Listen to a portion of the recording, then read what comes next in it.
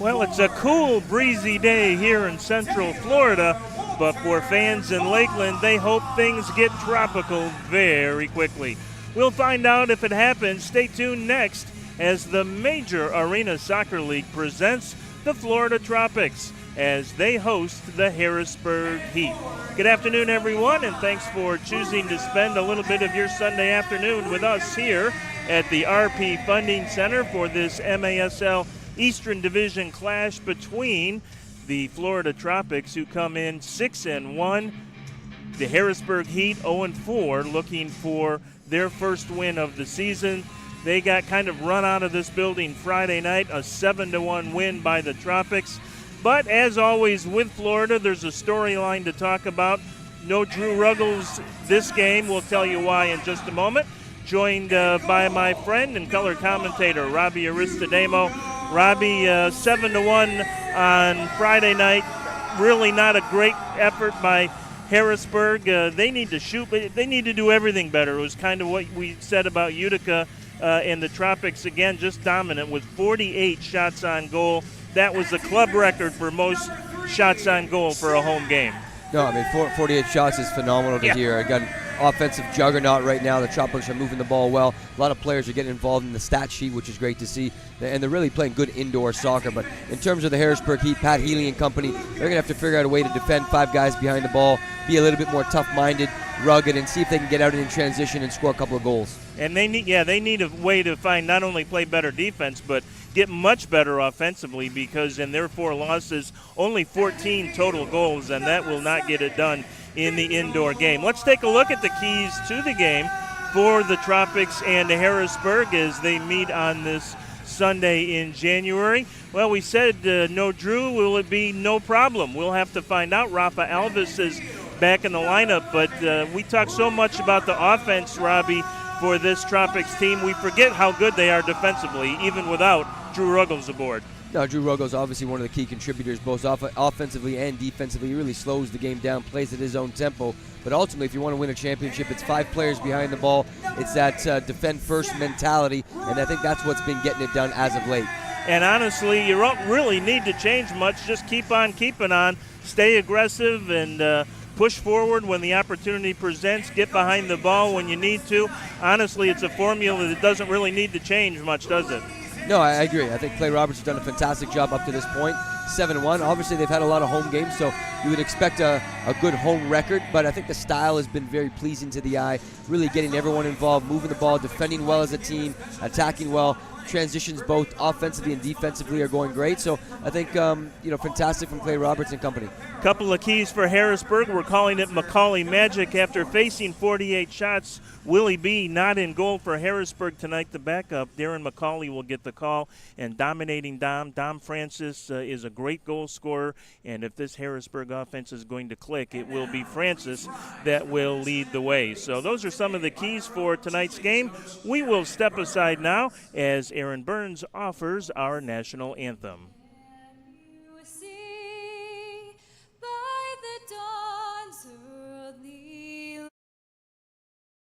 What so proudly we hailed at the twilight's last gleaming, whose broad stripes and bright stars through the perilous fight o'er the ramparts we watched were so gallantly streaming, and the rocket's red glare, the bombs bursting in air, gave proof through the night that our flag was still there.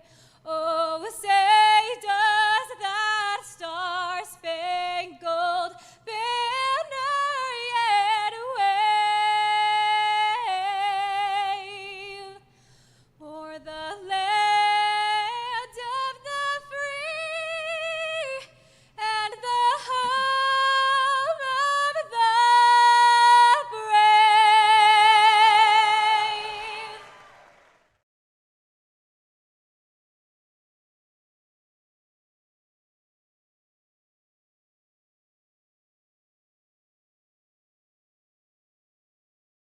Florida Tropics, they took the lead after Harrisburg actually scored the first goal of the game, believe it or not, and then the Florida Tropics answered with 7 in a row to win it going away.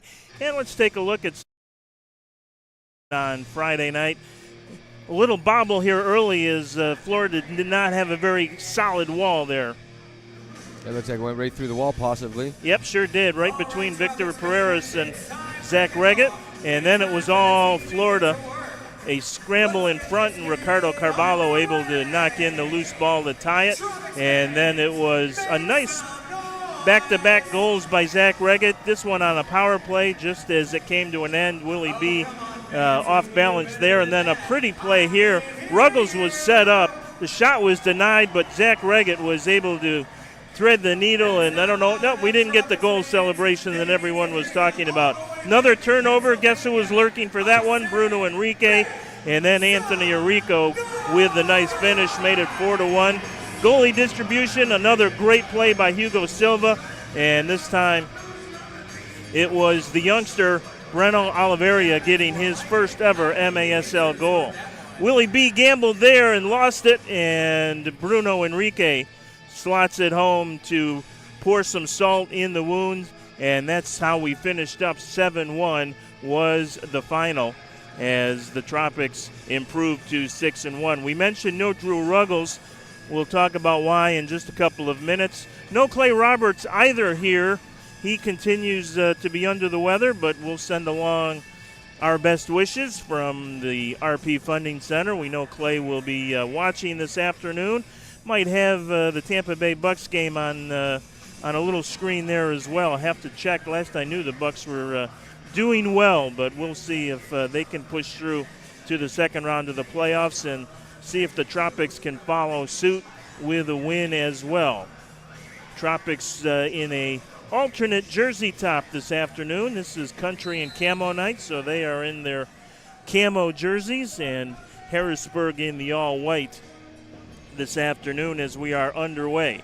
Hugo Silva does, in fact, get the call in goal. I thought maybe we could see Brett Petracek make his first start of the season. Brett's been recovering from a wrist injury that's pretty much healed, but as long as Hugo's good to go and it's not a back-to-back game situation, kind of silly not to ride Hugo right now, I guess. He has been just tremendous, leads the MASL in goals against, leads in saves percentage, and is second to Nicolai Neto. There's a chance quickly in front. Yeah, great run. Great run from Victor Pereiras in the box, and a good little ball off the board from Zach Reggett. Macaulay almost looked like he was a little surprised by that one, and that could have been disastrous early for the Heat. Well, you talk about having Hugo Silva playing multiple games. I think players are obviously confident with him at the back. He's a very good distributor. Not only obviously we know as a shot stopper, but he's fantastic with his feet as well. And just to add even more icing on the cake, he's the only goaltender in the league so far this year that has scored a goal. So Hugo's doing it all here for the Tropics. Harrisburg will press forward now. Nice ball over to Williamson. Takes a shot, and like to see that from Harrisburg. You might as well just tee it up as often as possible as Enrique has his roll slowed just a bit, and the whistle is called by Kermit Quisenberry. The foul called. Today, the officials for today's match are brought to you by Capelli. Capelli is the official uniform sponsor of the MASL game officials. Kermit Quisenberry out there with a good friend, Brian Miller, in town for this one. Tropics Anthony Arrico will send it down for Bruno Enrique. Kyle Williams trying to make a run, but it goes right to Macaulay. So the deal on Drew Ruggles, no Ruggles this afternoon, and here's a steal maybe by Enrique, and a goal! I'm not sure I've seen this many easy I know, goals right? from a youngster, but man, he is wiry, he's quick, he can read the play, and he's got more goals off steals this year than anyone I can think of. So credit to him. Really a play out of nothing, just a defensive error from one of the Harrisburg Heat defenders.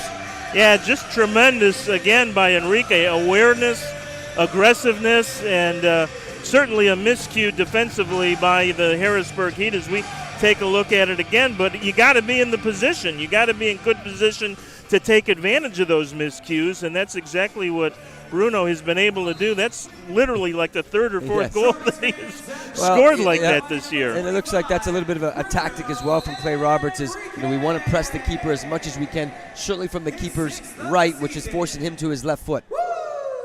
McCauley, as we said, the backup. Willie B is dressed and on the bench, but after facing 48 shots, and he actually left the game for about 2.5 minutes late in the second quarter after taking a hard shot right to the face, and he was shaken up, did come back and play the entire second half, but he will, at least for now, take a rest as Brambla was taken to the turf and the whistle blows. Again, one of my former teammates with the Blast, Pat Healy, so it's nice to see him in the suit jacket running the show for the Harrisburg Heat. Obviously, it's going to take some time. Starting off slow, but only 4 games in. This is only their 5th game. It may take some time. Maybe it's a couple of changes. Maybe they pick up a couple of players. Oftentimes in the indoor game, it's a matter of 1 or 2 guys that can really change the outcome of a game. And I was kidding with Pat before the game. I said, I don't know who I need to apologize, Pat or his dad, Kevin, because Friday night, for some reason, in a senior moment, I referred to Kevin as Pat's older brother. So I told Pat, I said today, I said, A, I apologize, and B, I said, I don't know who I should apologize to. Kevin and I were sending messages back and forth on Friday reminiscing about the old National Professional Soccer League, and I was saying when players today complain about the schedule, I just say that falls on a deaf ear if you ever played in the NPSL.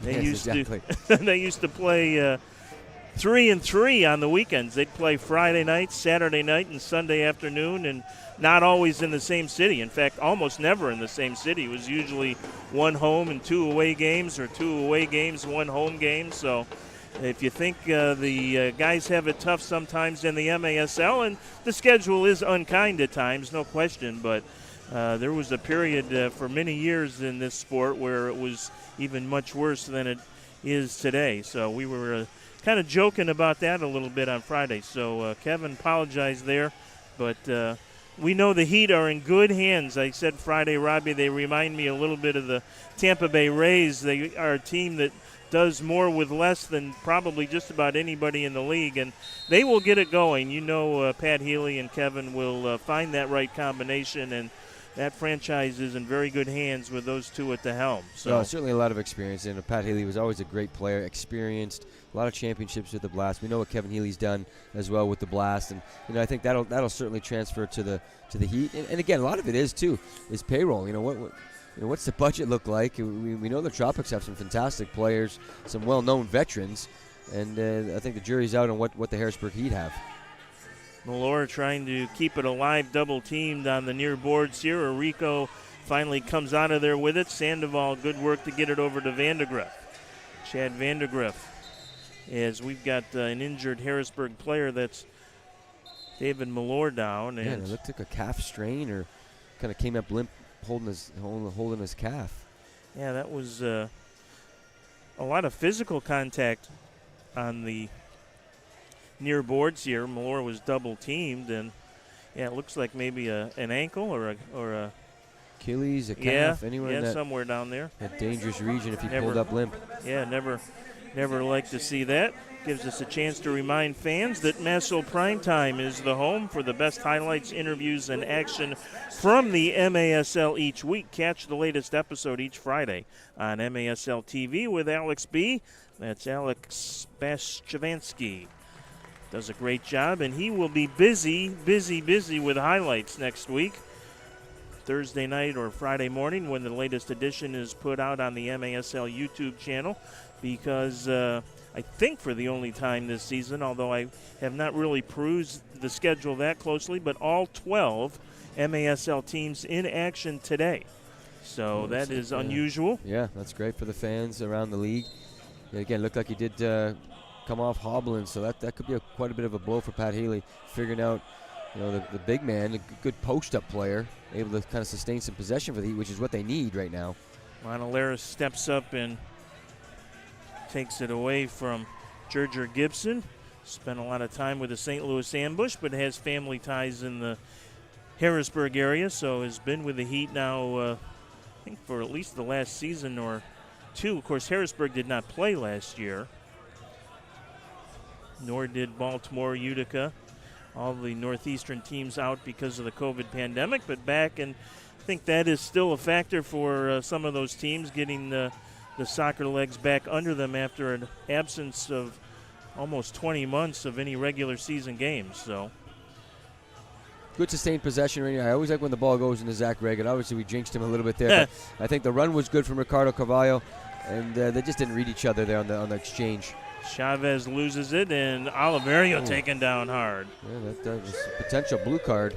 Yeah, that was not exactly what Yoshi's asking for one, but I think for me, from our angle, it certainly could have been. I don't think there would have been any arguments. Yeah, Oliverio had in mind, of course, after getting his first ever MASL goal, looking for more today after that first one on Friday. By the way, Brian Miller is actually the official in the box this afternoon, and Kyle Trimble is out there along with Kermit Quisenberry. So we've really got an experienced crew here this evening.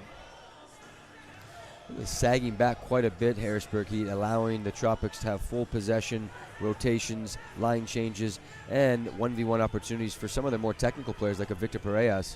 Yeah, and there's a giveaway, and a bad one at that. Here is Francis with a shot and a goal.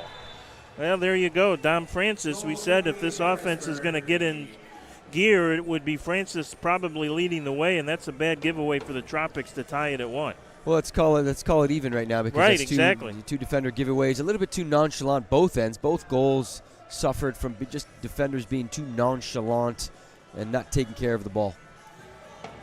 And Dom Francis, that's an easy one for Dom, as Hugo actually almost got a piece of it and made a great save, but deflected off his foot and into the cage. So. And I think Dom Francis did a good job there, because he didn't follow the run. He just kind of read the eyes of Alves and just kind of, stole the ball and finished a nice open net.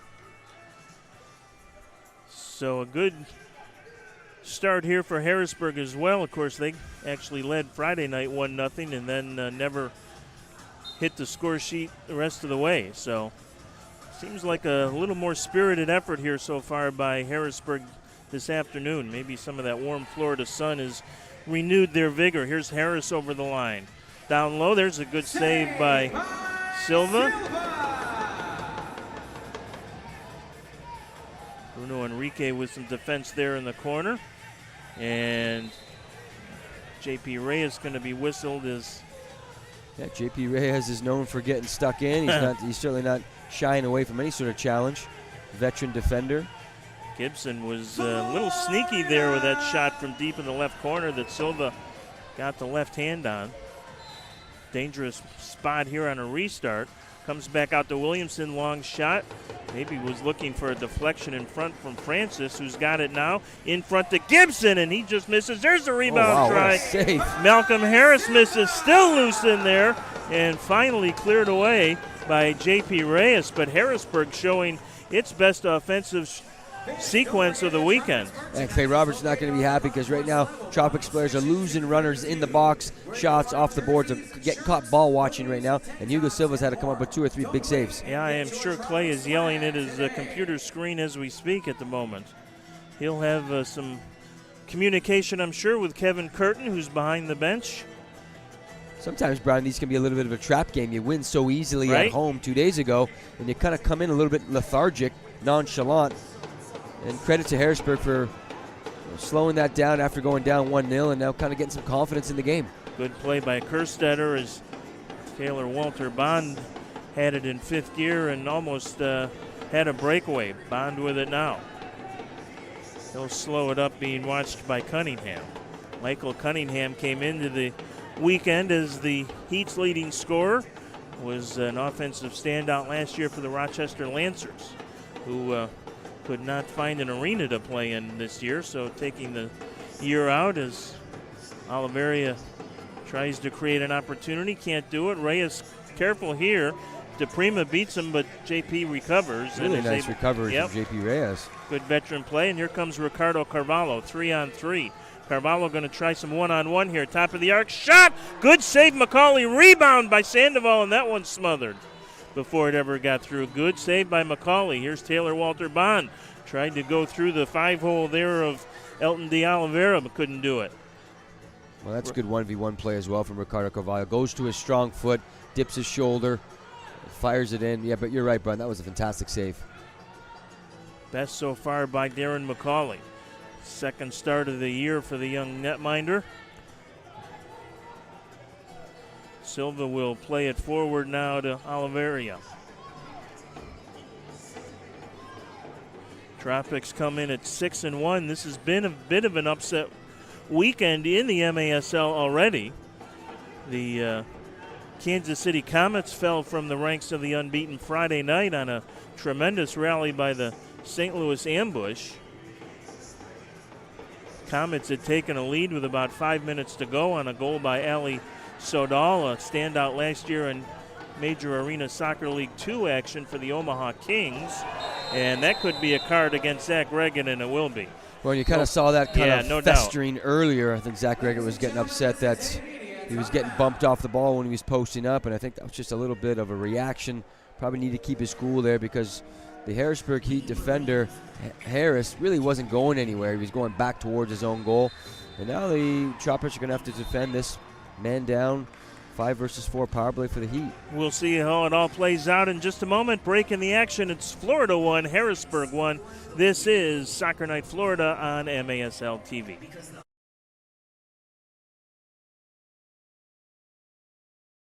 We are the Bond Clinic. We are your medical services. Comprehensive, personalized, state-of-the-art healthcare designed to serve you and your family. We are community. For over 70 years, the Bond Clinic physicians and our team of specialists deliver expert treatments and outstanding care. With over 90 providers, from pediatrics to diabetic care, lab services to sports medicine, we put your health first. Healthcare excellence in our community. The Bond Clinic. We believe everyone can compete in the arena. Make the play,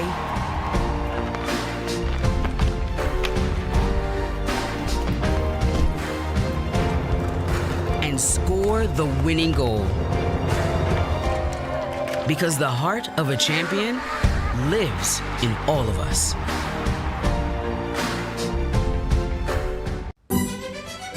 Okay, so I locked my keys in my car. It could happen to anybody. Anyway, this guy shows up with this piece of metal to unlock my car. Does that thing work, I asked? Like a charm, he says. What happened next? I don't like to remember. You wouldn't believe what he did to my car. Should have called Papa Lock. Papa Lock's friendly professionals will have your door open fast and at a price that'll make you smile. Next time, call Papa Lock.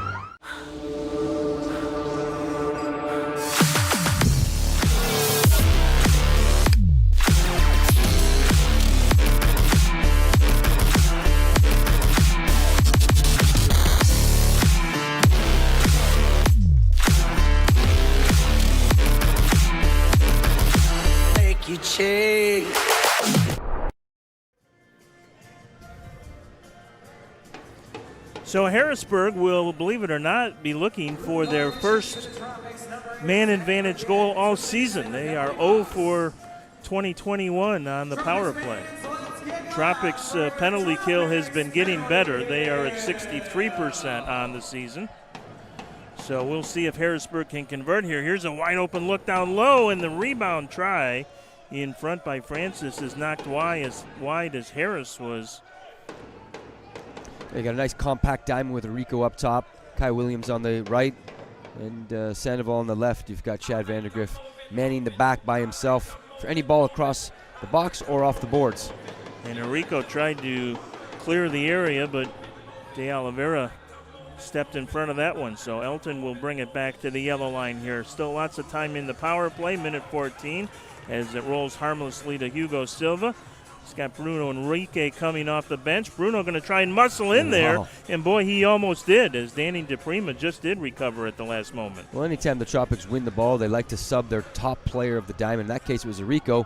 for a target forward, and now he's back on defensively. Yeah, that was a kind of a set play there, if you will, that Hugo looked for Enrique off the bench, and as soon as the ball came back the other way, Bruno headed to take a seat, and Anthony Enrico, who leads the Tropics in career shorthanded goals, came right back on. Now here's Enrico with it, trying to maybe create something there with Yoshio Sandoval, but couldn't do it. So De Oliveira will reset the man advantage here with 29 seconds to go in the penalty. Yeah, I'd like to see the Heat move the ball a little bit more. I think Oliveira just slowing the tempo down, maybe a little bit too much on the man-up situation. You really want to get that ball zipping around the pitch. Oliveira will take the shot, blocked in there by Enrico, and then the sidewinding attempt by David Malor, who's back out there, goes over the glass and out of play. I mean, as a player that used to play a lot on the man down, I would love when teams just kind of sat on the ball and kind of waited and was very slow and methodical. And I think right now the Harrisburg Heat certainly need up the tempo on the power play. Just 14 seconds to go with the extra man, so we'll see if they can push forward one more time. Kyle Williams takes a bad bounce over the boards and out of play. So Kyle Williams getting a lot of time on the special teams. Well, he's got a lot of pace, too. Yep. You know, he's super quick and strong, and now it's just a matter of understanding how to play the man down and shifting and stepping and helping. I was going to say he's been a regular for sure on the man advantage when the Tropics. A two-way Iron Man player right now. Yeah, and this is hasn't always been out there for the man down, but is in this circumstance, and Reggett is back on the floor, so Tropics able to kill off the man advantage situation for Harrisburg, and the Heat continue to look for their first power play goal of the season. And when goals are tough to come by, as they have been for Harrisburg, every one of those is an opportunity missed that seems large. Yeah, I thought the Tropics did a good job on the man down. They did give up a couple of early chances in the power play, but after that it was smooth sailing. Rafa Alves back in the lineup after nursing a leg injury for the last several starts, so good to see Rafa out there. There's a whistle and a foul against Enrique. Yeah, Rafa Alves, I know Clay Roberts talks very highly of him. He's a big body.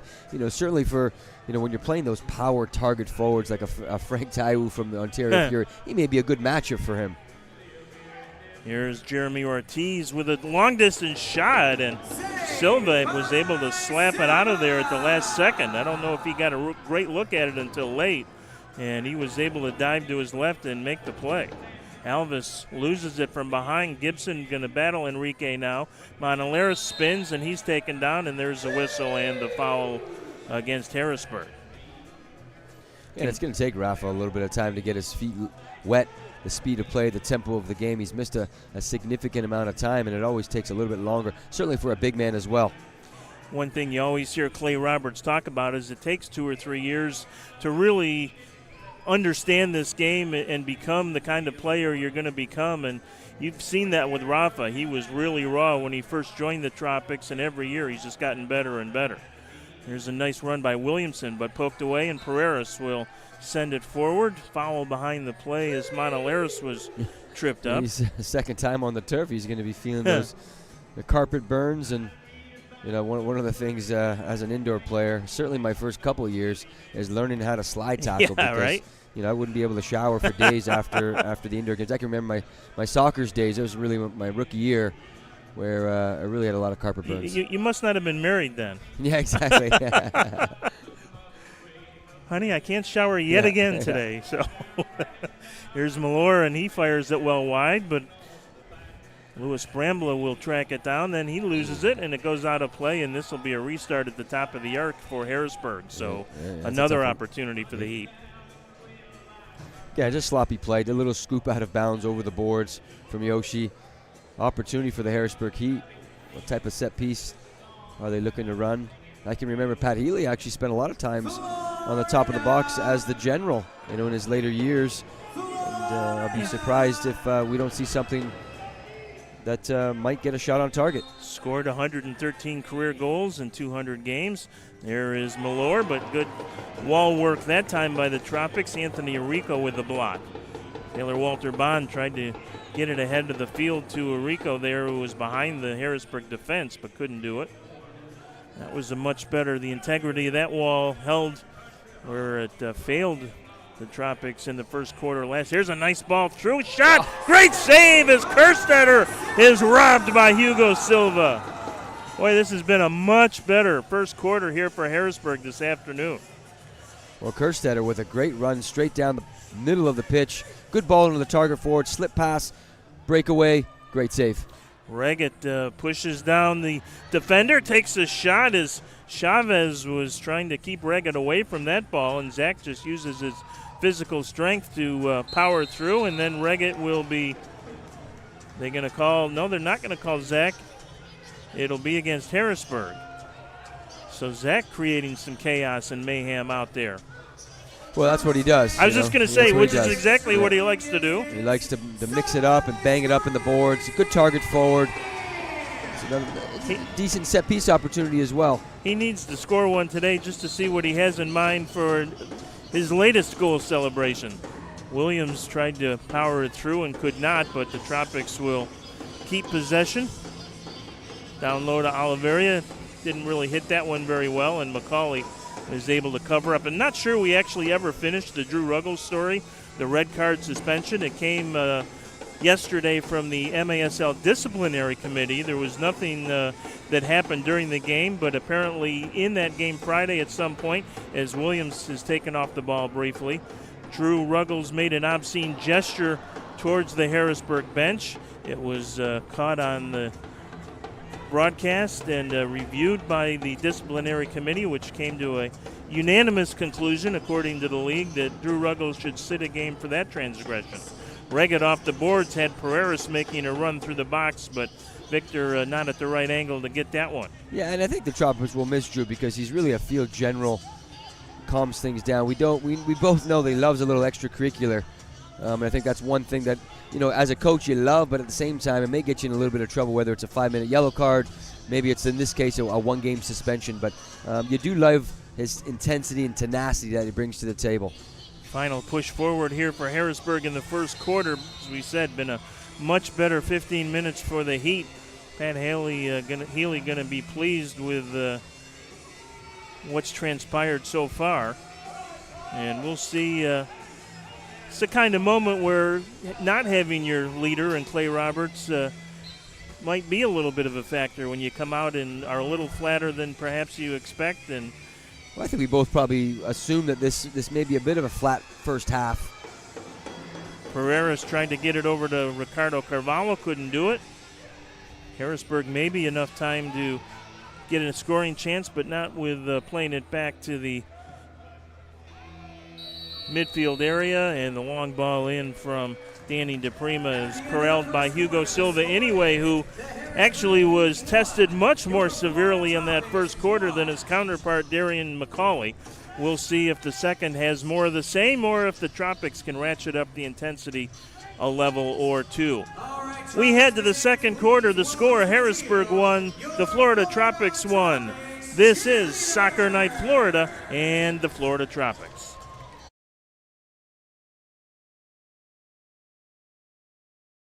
We are the Bond Clinic. We are your medical services. Comprehensive, personalized, state-of-the-art healthcare designed to serve you and your family. We are community. For over 70 years, the Bond Clinic physicians and our team of specialists deliver expert treatments and outstanding care. With over 90 providers, from pediatrics to diabetic care, lab services to sports medicine, we put your health first. Healthcare excellence in our community. The Bond Clinic. We believe everyone can compete in the arena. Make the play,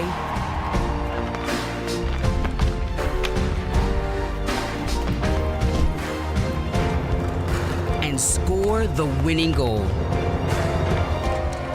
Because the heart of a champion lives in all of us.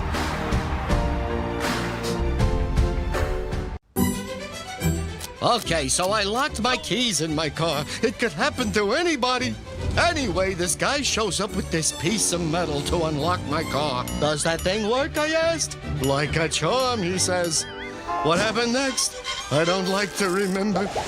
You wouldn't believe what he did to my car. Should have called Papa Lock. Papa Lock's friendly professionals will have your door open fast and at a price that'll make you smile. Next time, call Papa Lock.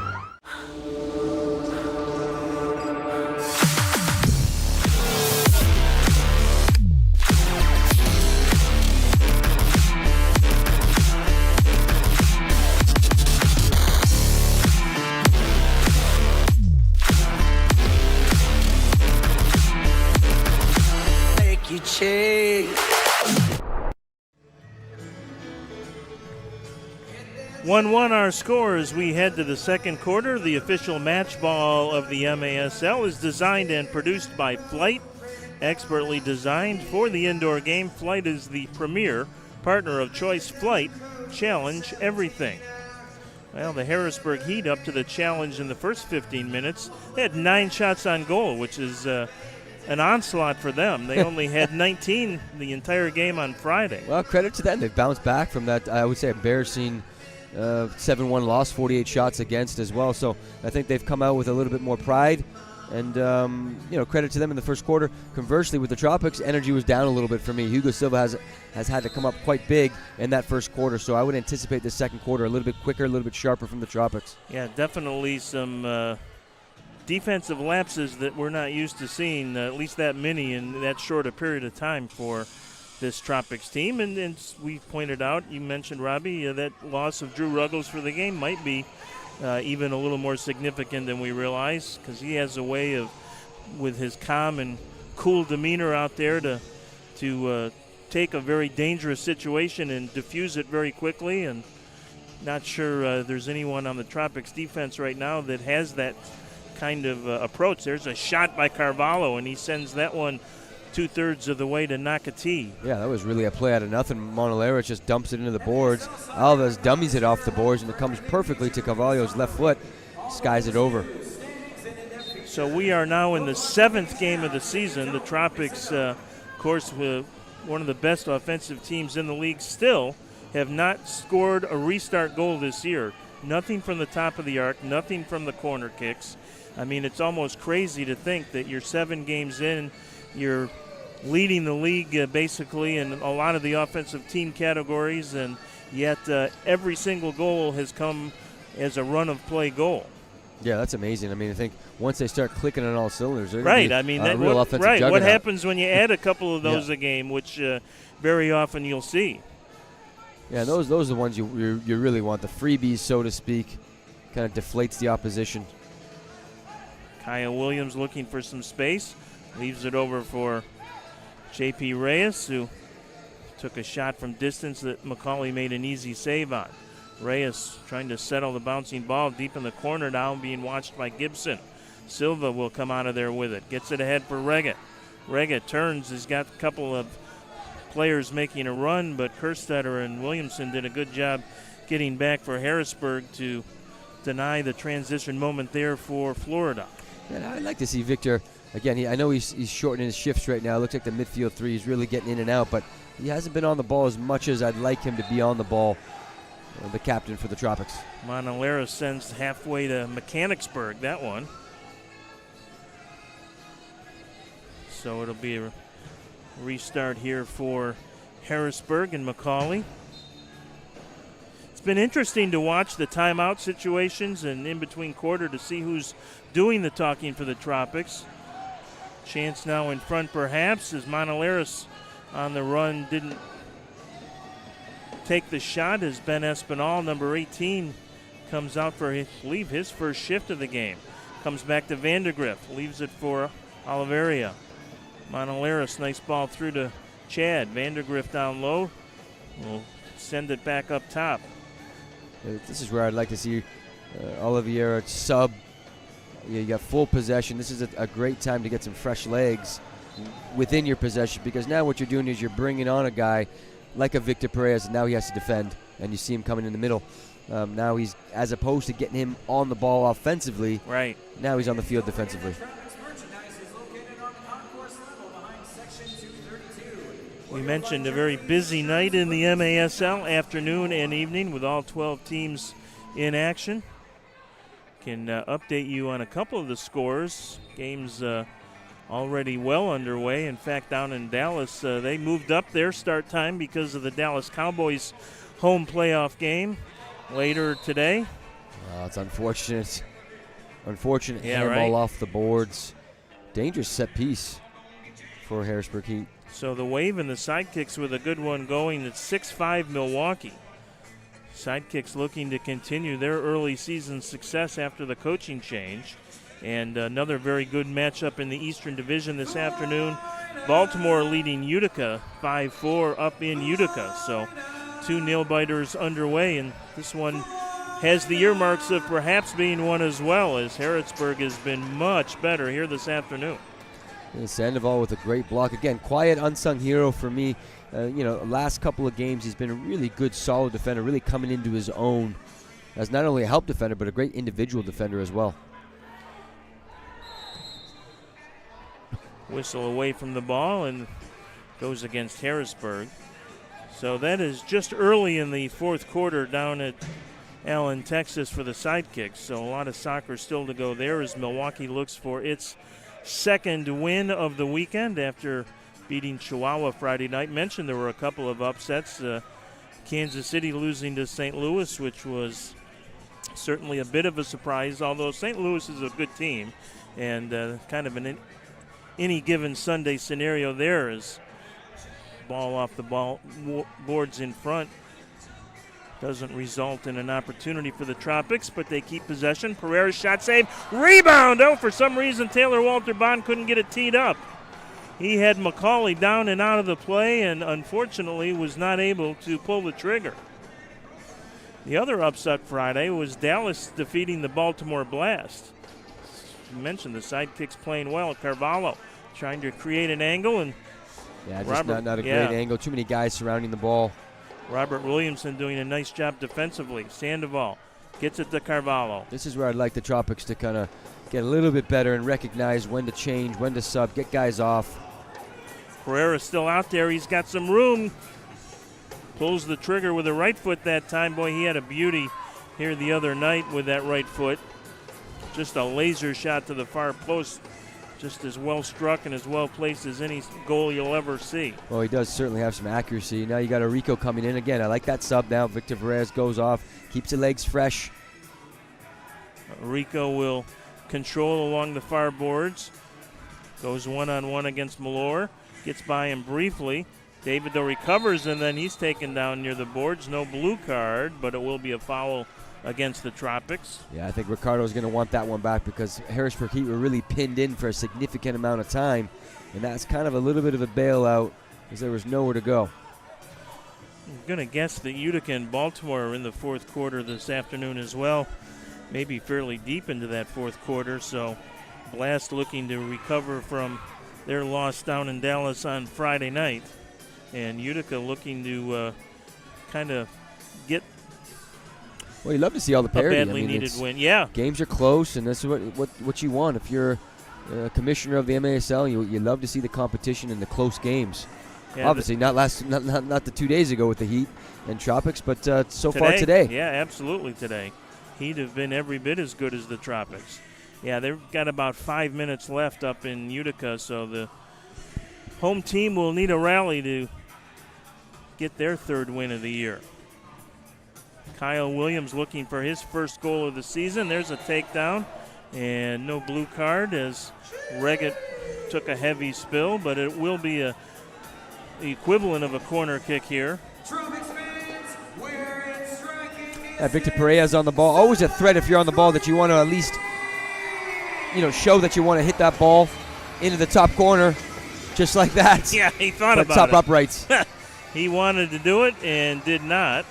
And how did that not be deflected off the wall and out of play, I thought. Sure looked like it, but somehow ended up as a throw-in for McCauley, who's held his own here in his second start of the season. And you've got the other youngster, Breno Oliveira, playing in the midfield as well. I'm not saying this is his first opportunity, but typically he is a defender. So putting him in the midfield is another new look for the Tropics. Obviously with the injury to Ricardinho, typically a midfielder. And Victor Aligwe out with a little bit of a knee tweak. Lucien Gonzaga, another midfielder that's not here tonight. Yep. So a little thin at the midfield spot right now. Thin being a relative term. Tropics have a very deep roster, and just about anybody they put out there would be a starter on any team in the league. Alva looks in for Enrique. He's got the Tropics' only goal scored so far off the boards in front. Sandoval a little late making the run, and he'll finally come in and get possession. Oliveira will get it to Enrique. Bruno thought about maybe a long one there, but didn't pull the trigger as Ben Espinal comes on now. Enrique with it. Enrique's looking more comfortable with his back to goal, really turning into a true target forward, rolling the ball, shielding the ball, and of course we know what he's doing defensively, really stealing the ball. Yeah, I know the guys from Utica were very impressed with Bruno. Heard from a couple of them after the weekend series, and Enrique is coming off a selection last year as an all-MASL rookie team player, and you can see why. Through to Espinal. Now Enrique took a funny bounce off the boards, and what looked for a moment there, what could be a good opportunity for the Tropics, quickly went away. Now Harrisburg with it. There's a shot, easy save off the foot of Dami DePrima. Just like we thought, Brian, too, this second quarter's been all Tropics in terms of possession and chances. There's Enrique, and he just misses one on far post. Yeah, great double step over, bending it far away to the far post. That was just a couple inches away from his second of the night. I really like what the Tropics are doing. The tempo is speeding up. Their line changes are speeding up. Really pinning back the Harrisburg Heat. Here's J.P. Reyes with it. Down to Pereira. Victor looking for a little space. Can't find it. Reset with Reyes. Now to Manolares. Lucas can tee it up from long range with the best of them. Looking for Walter Bond in front. Silva will come all the way over the midfield stripe to join the fray. Correas with it. Back on top for Manolares. Manolares with a shot, and that goes out of play, and it will be a corner kick here for... Well, that looked like it was heading top corner for Manolares from way out off the head of Oliveira for Harrisburg Heat. Yeah, as we said, he is not shy to tee it up if he sees some space, and that was, as they say, a heady play by Oliveira to make sure the score remains 1-1. Break in the action. We will return with the conclusion of the first half in just a moment. It's Soccer Night Florida with the Florida Tropics.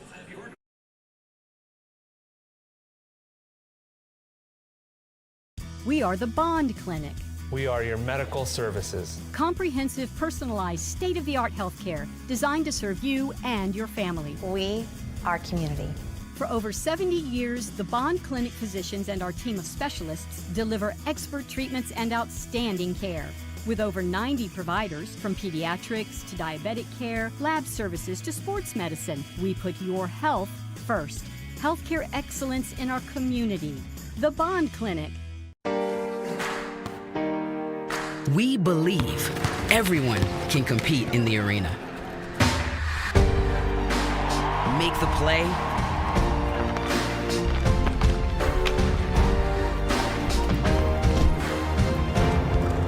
and score the winning goal.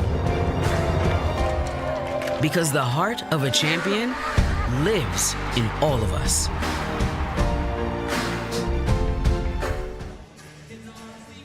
Bruno Enrique for the Tropics, Dominic Francis for Harrisburg, the goal scorers, and that's where we stand. Just a 1-1 game here inside 7 minutes to go in the half.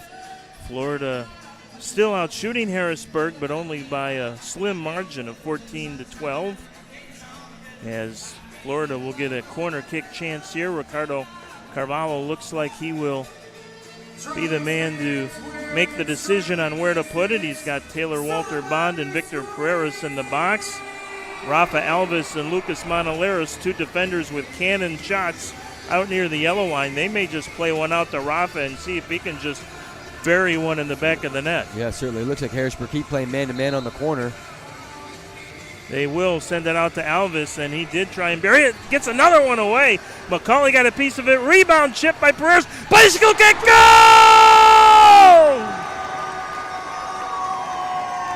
Well, helter-skelter, Brian, all over the place. Rebound, shots, saves. All of a sudden it lands at the captain's feet with a side volley, scissors kick. I would say bottom left corner. What a great goal from Victor Perez. Cue the highlight reel for Victor Perez.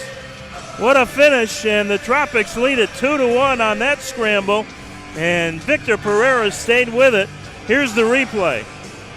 You'll see this more than once. Rafa Alves with a shot. Scrambling, and beautiful scissors side volley into the goal for Victor's first game of the night. 2-1 Tropics. They don't come much prettier than that. Victor Perez giving the Tropics a 2-1 lead. Well, you can smell it coming. The Tropics certainly deserve to be in the lead right now with the second quarter performance. Reggett quickly back into the Harrisburg offensive end to see if they can capitalize again quickly, but Williamson comes out of there with it. Sandoval will pick up Luis Brambla out at the midfield line.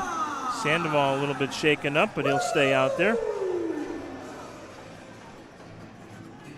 Boy, Victor Perez with a pretty one Friday night and an even nicer one here this afternoon. Long ball again now down to Reggett, being watched by Kerstetter. Kerstetter, one of those good veteran Harrisburg defenders, been with the Heat, seems like forever, but... Yeah. Right now the Tropics are just in full control of the game. They're subbing when they want, they're moving the ball, really dictating the tempo, and Harrisburg is really just kind of defending in numbers, doing a decent job, but it's just too much defensive work for them because ultimately you're not able to get the ball and possess and get to the other side of the pitch. Reggett plays it back out to Anthony Arico on top to Yoshio. He's a sneaky little goal scorer. Had a couple in the playoffs last year for the Tropics. No Tropics player had more than, I think Ian Bennett may have had 2 or 3, but Sandoval was among the leading goal getters in the 2 games that the Tropics played in the postseason last year. Their first ever in the MASL. Still have never played a home playoff game. That hopefully will change this April. Arico gets it down to Zach. Zach turns and fires off the boards. Here's Sandoval with a shot, and that's after a whistle as one of the Harrisburg players was taken down. Brambla was... That was a great ball from Zach Reggett off the boards, moving side to side as a good target forward does. Good ball in from Arico off the boards, and an unfortunate little tangle of feet. Harrisburg, one of the few times they've made it into the Florida end of the field this quarter, and Jeremy Ortiz sends it back out to midfield where Danny DePrima now picks it up. Gets it over to Stephen Basso. Down to Jeremy Ortiz.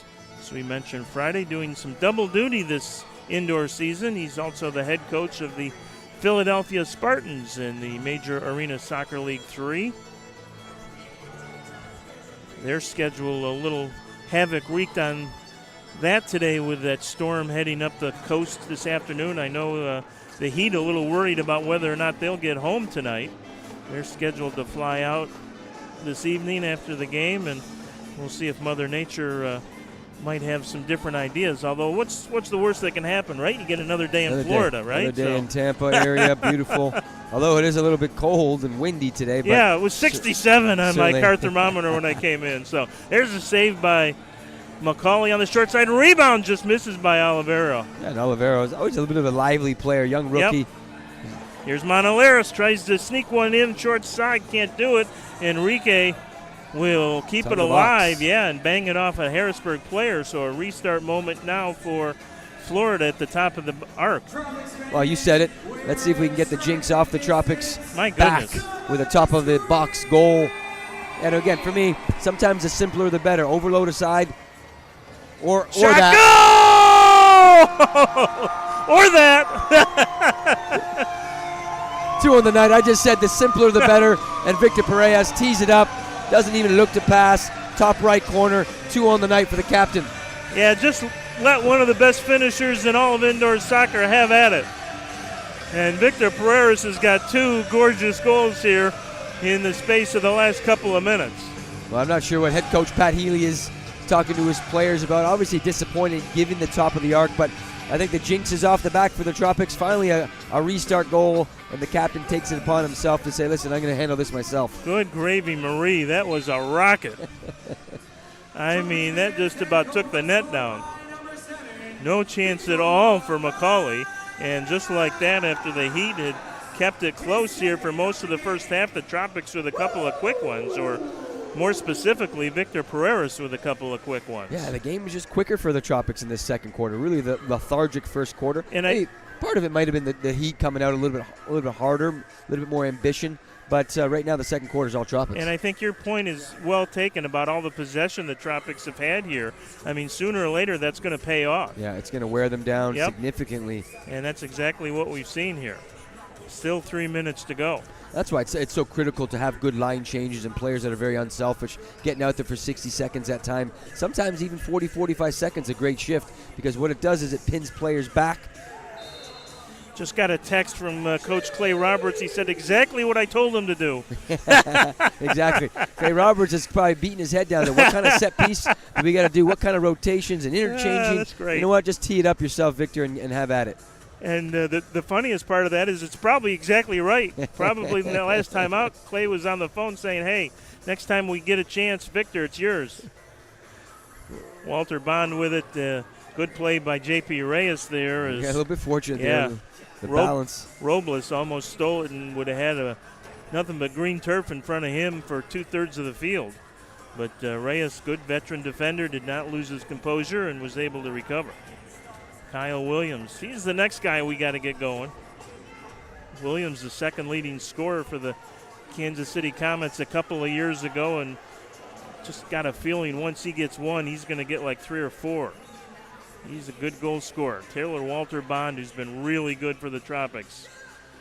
Off-season addition from the Sockers, playing with some great confidence. In front, and Bond just missed the redirect there. He's going to want that one back. That was a tap, and certainly not easy because Chad Vandergrift blasted off the boards, but he certainly was in position to tap that in.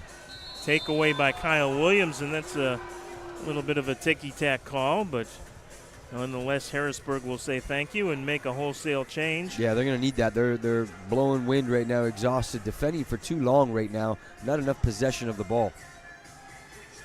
So Pereiras with back-to-back goals here towards the end of the half to give the Tropics a 3-1 lead. Those goals coming just 3 minutes and 3 seconds apart. Taylor Walter Bond, by the way, did pick up an assist on the first goal. Here's Sandoval. Sandoval off the boards. Reggett! Oh, and somehow McCauley got a piece of that one, I think. That's a great play, and also a good little two-man play from Reggett and the rookie. Oliveira with a shot short side. McCauley makes the save again.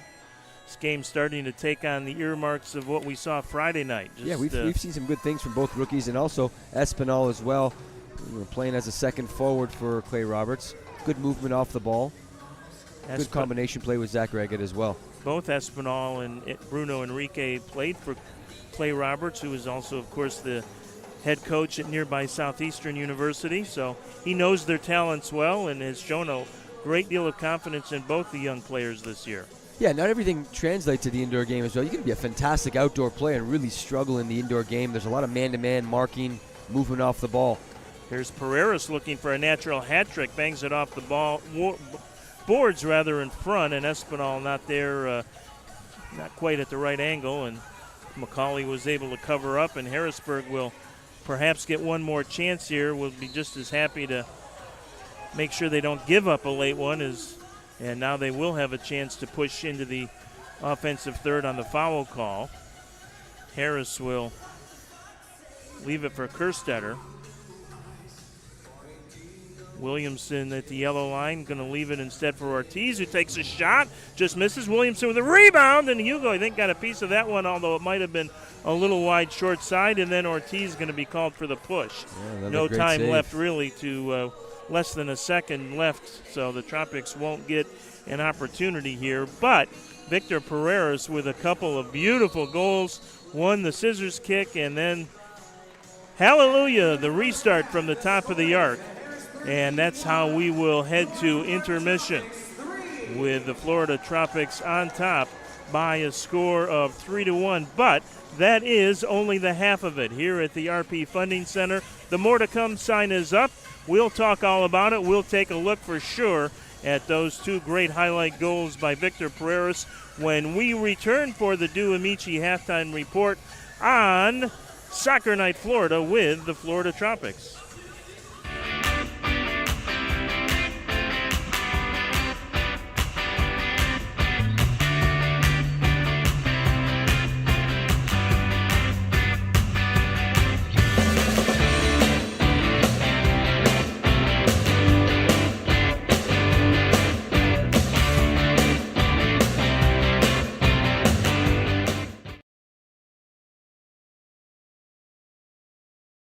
We are the Bond Clinic.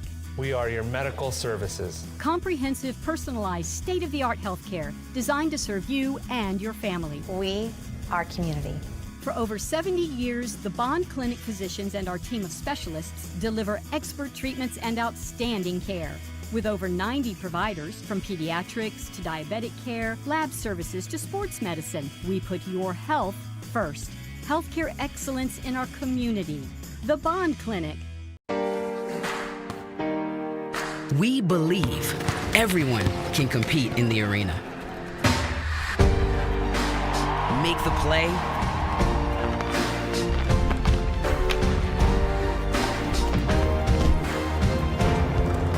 and score the winning goal. Because the heart of a champion lives in all of us.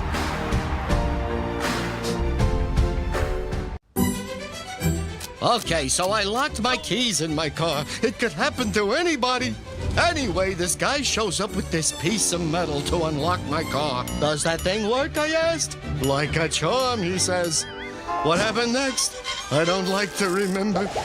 You wouldn't believe what he did to my car. Should have called Papa Lock. Papa Lock's friendly professionals will have your door open fast and at a price that'll make you smile. Next time, call Papa Lock.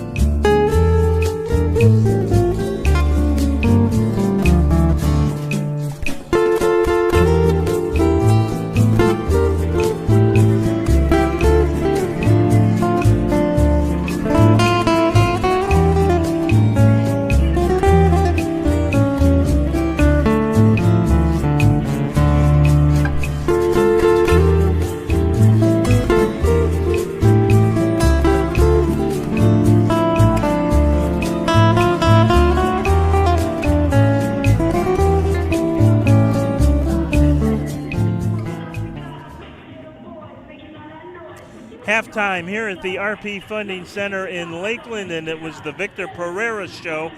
Late in that second quarter, the captain with back-to-back goals, and the Tropics lead at 3-1. We'll take a look at those in just a couple of minutes. Can update you out of town in the MASL, the Dallas Sidekicks, who started the season 0-3 and looked dead in the water.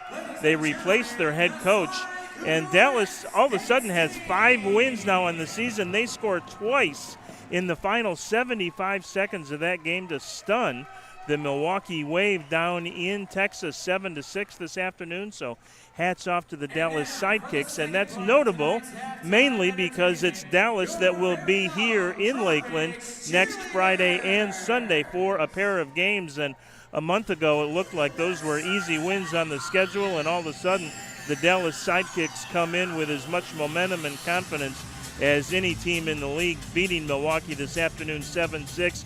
And it looks like, unless Utica can stage a late rally, the Baltimore Blast will hold their spot in second place in the Eastern Division behind the Tropics. They have extended their lead late in the fourth quarter in Utica to 7-4. So we'll get a final on that shortly, as all 12 teams are in action this afternoon and evening in the Major Arena Soccer League. Only one undefeated team left now in the league. That's San Diego. and they will take on their I-15 rival Ontario tonight, and we'll see if the Sockers can continue to hold that title as the only undefeated team early here in the MASL season. Well, Robbie, interesting first half. Harrisburg really had to be pleased with that first quarter, but the Tropics took control of the game. It's certainly possession time in that second quarter, and eventually that translated into exactly what you would hope, a couple of nice goals by Victor Pereiras. No, certainly. I think a tale of two quarters for us. I mean, Harrisburg came out strong, and Tropics a little lethargic, and obviously they said, listen, we got to get our butts in gear, so to speak, and they really put it to the Harrisburg Heat in the second quarter. The possession, the movement, the changing, the substitutions, everything was firing on all cylinders, and obviously rightfully so. Right now 3-1, the captain says, listen, let me take the game by the scruff, and score two fantastic goals. Yeah, that's exactly what happened, and we'll see probably more of that in the second half. What's interesting, we mentioned during the broadcast in that first half, during the timeouts, because Clay Roberts isn't here, different voices you see in the huddle. I saw Ricardo Carvalho once trying to cheer the guys on. There were a couple other players that stepped in with words of encouragement. I don't remember seeing Victor. He probably did, but you never hear him. He's a very quiet leader, and that's okay, because what he does on the floor is so good that he doesn't need to say it with words. He can just go out and do it with his actions. No, exactly. He is a quiet leader. I always enjoyed playing with him, and in my retirement ages, when I was helping out the Tropics, 3-4 years ago, whatever it is now, time's flying. But for me, he was always one of my favorite players, and certainly comes up with the big goals at the right times, and you can always rely on him to score those big goals. And so far tonight, that's been the case. Well, it's fun to watch, and we'll take a look at the highlights in just a couple of minutes. We'll step aside for this break. It is the Do Amici Halftime Report. We thank our folks over in Ybor City at Do Amici for their sponsorship. Lasagna Pizza. If I was in Ybor City tonight, I would be getting lasagna pizza at Do Amici. I've never had it, but it sounds fantastic because we love pizza. Yeah, we love pizza. We love lasagna. So how good can lasagna pizza be? And we know they make their sauce with imported tomatoes from Italy. So they put the A in authentic for authentic Italian gourmet eating and dining over in Ybor City. They're on East 7th, and we thank them for sponsoring our halftime report. So we'll step aside for just a couple of minutes. Promise we will come back and take a look at those highlights, including two beauties by Victor Pereiras. It's halftime here in Lakeland. The Tropics 3, the Harrisburg Heat 1. Back in just a moment.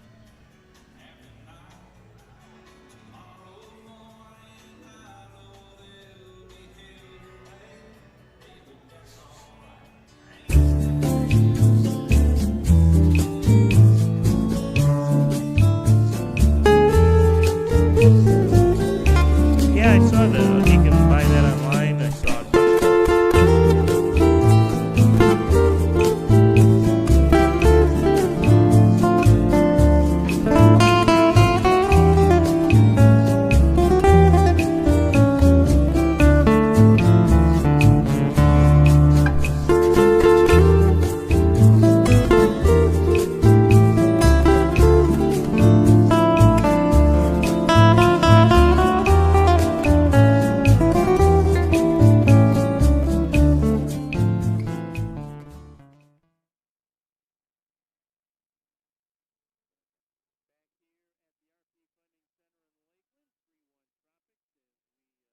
Continue on the Do Amici halftime report. The rest of the schedule around the league, Chihuahua is in St. Louis to take on the Ambush, and then the Sockers and Fury will tangle out west. And finally, the Tacoma Stars will take on the Kansas City Comets, and this is an exciting week in the MASL because the next time those two teams will play will be a week from yesterday. It'll be Saturday, January 22nd, and they will play that one at the T-Mobile Center in downtown Kansas City as part of the United States Soccer Coaches Federation National Convention, like 10,000 soccer. Are you going to that, Robbie? No. Well, you are one of those soccer coaches. Yeah. I forgot to ask you before the game, but there are literally just about a who's who of coaches and administrators from every level of soccer will be in Kansas City for that convention, and they're anticipating a crowd of somewhere 8, 9, 10,000 at the T-Mobile Center for that kickoff on Saturday night. And there'll be no Tropics broadcast because that'll be in between our games Friday and Sunday against the rejuvenated Sidekicks. So check it out. That'll be live on MASL TV on YouTube Saturday night at, I believe it's 8 o'clock Eastern, 7 o'clock Central, the Tacoma Stars and the Kansas City Comets, who will put on, I am sure, a very good show. Speaking of a very good show, Victor Pereira's put one on in the second quarter with a couple of great goals. We'll take a look at the highlights from the first quarter. A lot of them, but they were spectacular. Harrisburg actually got on the board after this Bruno Enrique goal, but Bruno, again, Johnny on the spot. He's always pressing defenders and nipping the ball, and credit to him. Or Bruno on the spot, as we should say, but then the giveaway and the easy goal, not that easy. Hugo Silva actually did get a piece of it, but the key was getting away quickly. Tropics, though, here's that one by Victor that you'll see over and over. The scissors finish at the top of the box. What a goal by Victor Pereira. Just resilient, just kind of getting after it, continuously not giving up on the play. And then just as Clay Roberts drew it up, boy, you just couldn't, I mean, literally an inch inside the post and about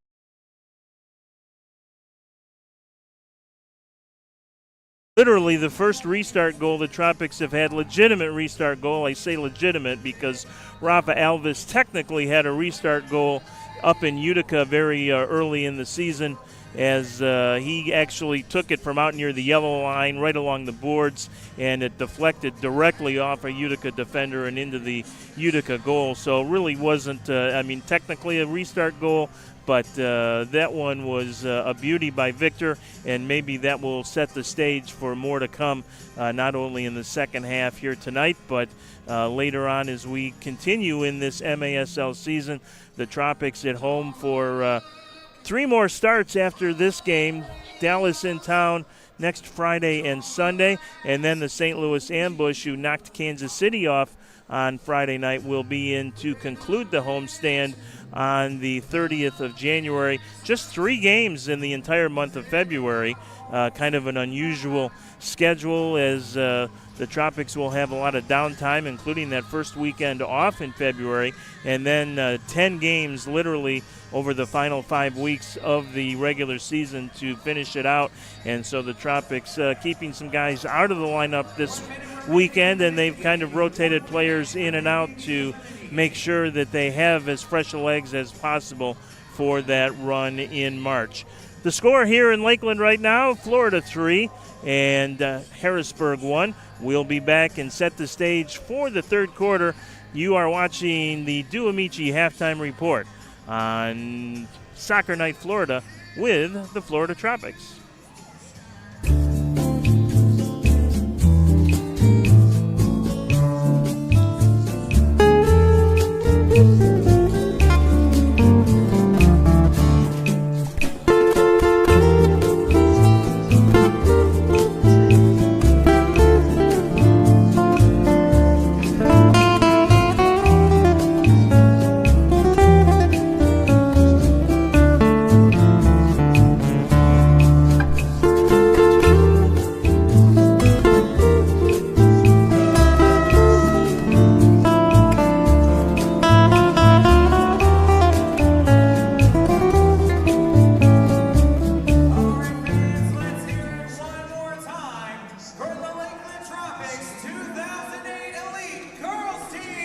Back here in Lakeland, Florida, the RP Funding Center is wrapping up the halftime ready for the third quarter. Just looking at the Dallas Sidekicks, as we said, they will be coming here Friday for 2 games next week, and they were 0-3 and headed nowhere in a hurry.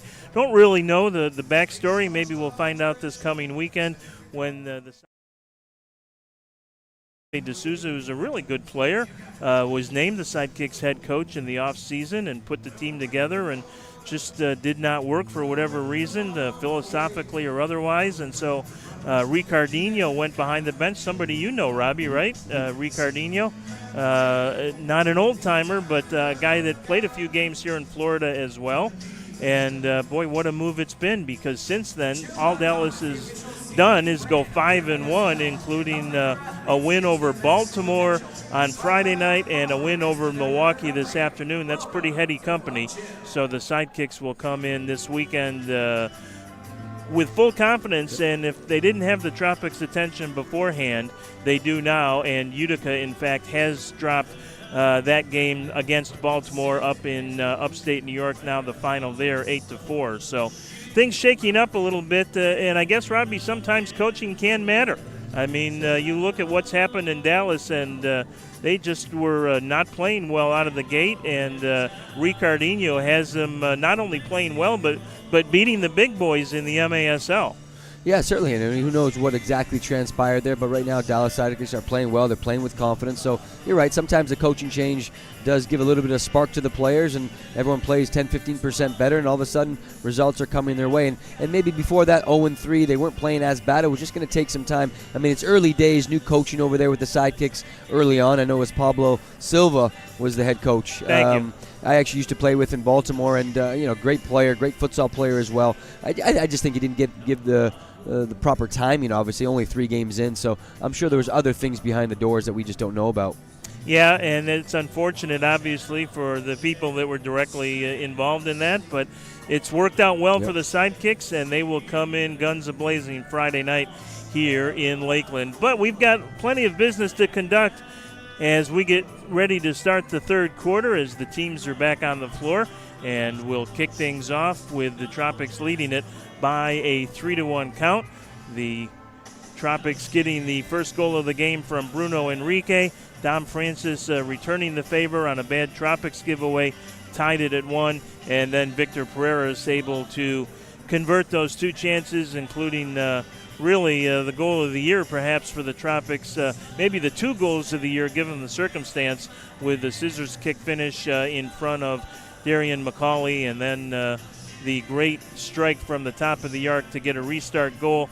And that's where we stand, 3-1. Robbie, if Kevin Curtin or whoever it is that's got the speaking voice in the Tropics locker room at halftime, I guess the message is forget the first quarter, play like we did in the second, and we can walk out of here with maybe not an easy win this afternoon, but a win nonetheless.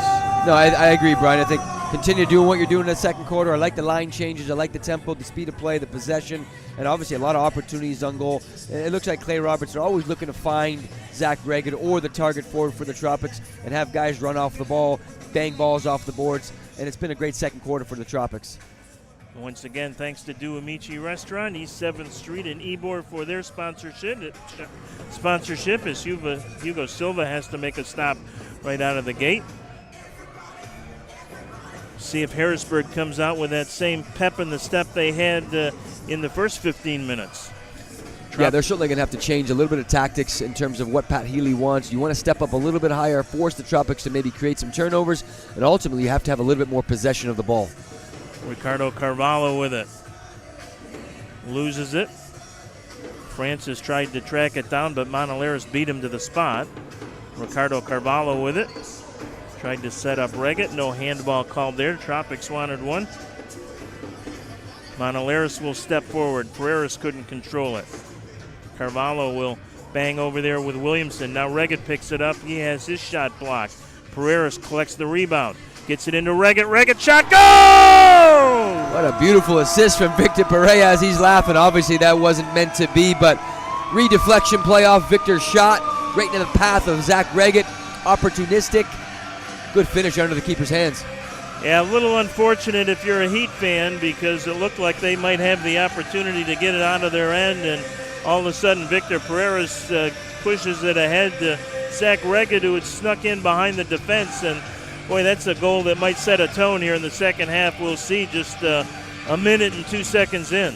Yeah, just a shot off Reggett, and Victor comes around, left foot, kind of whiffs on it, and it goes right in the path of Reggett. Yeah, I mean, I think whiff. Yeah, exactly right. I think that's the way to put it, because I think Victor was trying to tee it up, and instead it just dribbled to Reggett, who didn't have quite the goal celebration he had Friday. So must be his good friend is not down turf side this afternoon.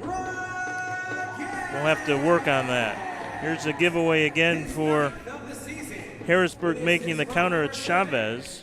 And Chavez looks like a good, promising young player. He's got a good engine, works hard. Certainly a promising youngster in the MASL. Williamson with the attempt there, but a relatively easy save by Silva. Long ball ahead for Bruno Enrique. Silva's best save was that rob on the shot by Kerstetter from inside the top of the arc, who was all alone, and somehow Hugo came out, got big, and got a hand on it.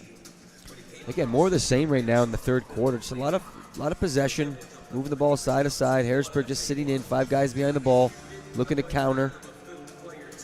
I mean, I think part of the strategy if you're the Heat is you want to try and keep it close and maybe, have some lightning strike in the fourth quarter, but you got to get a couple of goals along the way, and that has just been kind of torturous for the Heat so far this year. I think ultimately they're just not able to put enough pressure on the Tropics 5, and they're just sitting in too much. And again, it's easy to say the home team usually is the one that contains the ball and keeps the ball. Oh, here's an opportunity. Rico over to Espinal. Goal! We were just talking about possession for the Harrisburg Heat, but little easy opportunity really from Enrico. Slips it across his body, and the rookie with his, second goal of the year? Yeah, and Pat Healy says, guys, whatever we talked about in the locker room is not working. Timeout Harrisburg. A play out of nothing. We'll look at the replay, and the ball's down the line for Enrico. And kind of a redeflection play off the Harrisburg Heat defender, again in the path of a Tropics attacker for an easy little toe poke tap in from the rookie. So Espinal gets his second goal of the season. We'll step aside with the Tropics coming out of the gates in a big hurry. It's 5-1 Florida back in just a moment. This is Soccer Night Florida with the Florida.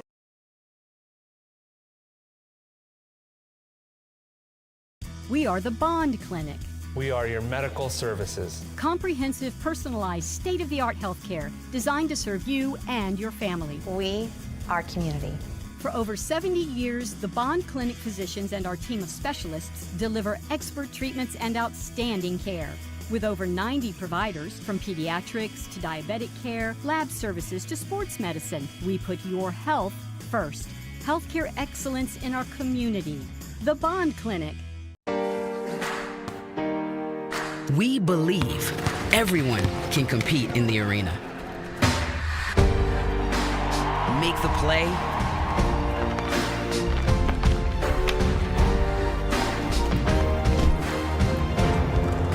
and score the winning goal. Because the heart of a champion lives in all of us.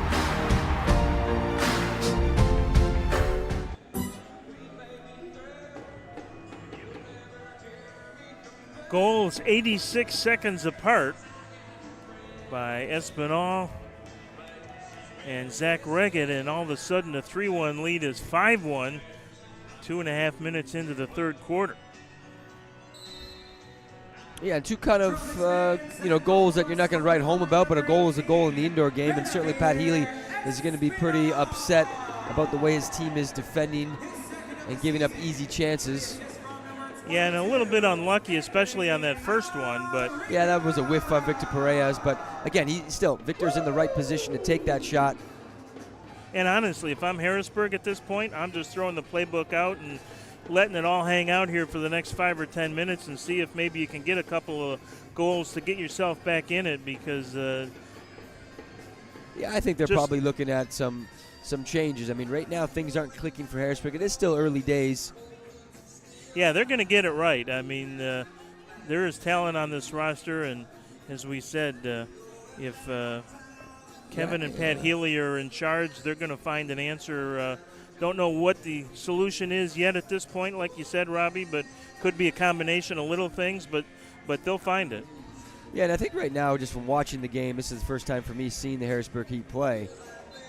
They're lacking a little bit of a midfielder with some real presence that wants to get on the ball and dictate tempo, and I also think they need a defender kind of like a Drew Ruggles that can kind of set the tone from the back and dictate the tempo as well. So those are two things that I think they probably lacking a little bit that would certainly help them. Of course, who couldn't use a Drew Ruggles, yeah, right? exactly. One of the better defenders in the league. But, yeah. That type of presence where you just got to calm the and way force he the plays, back. yeah.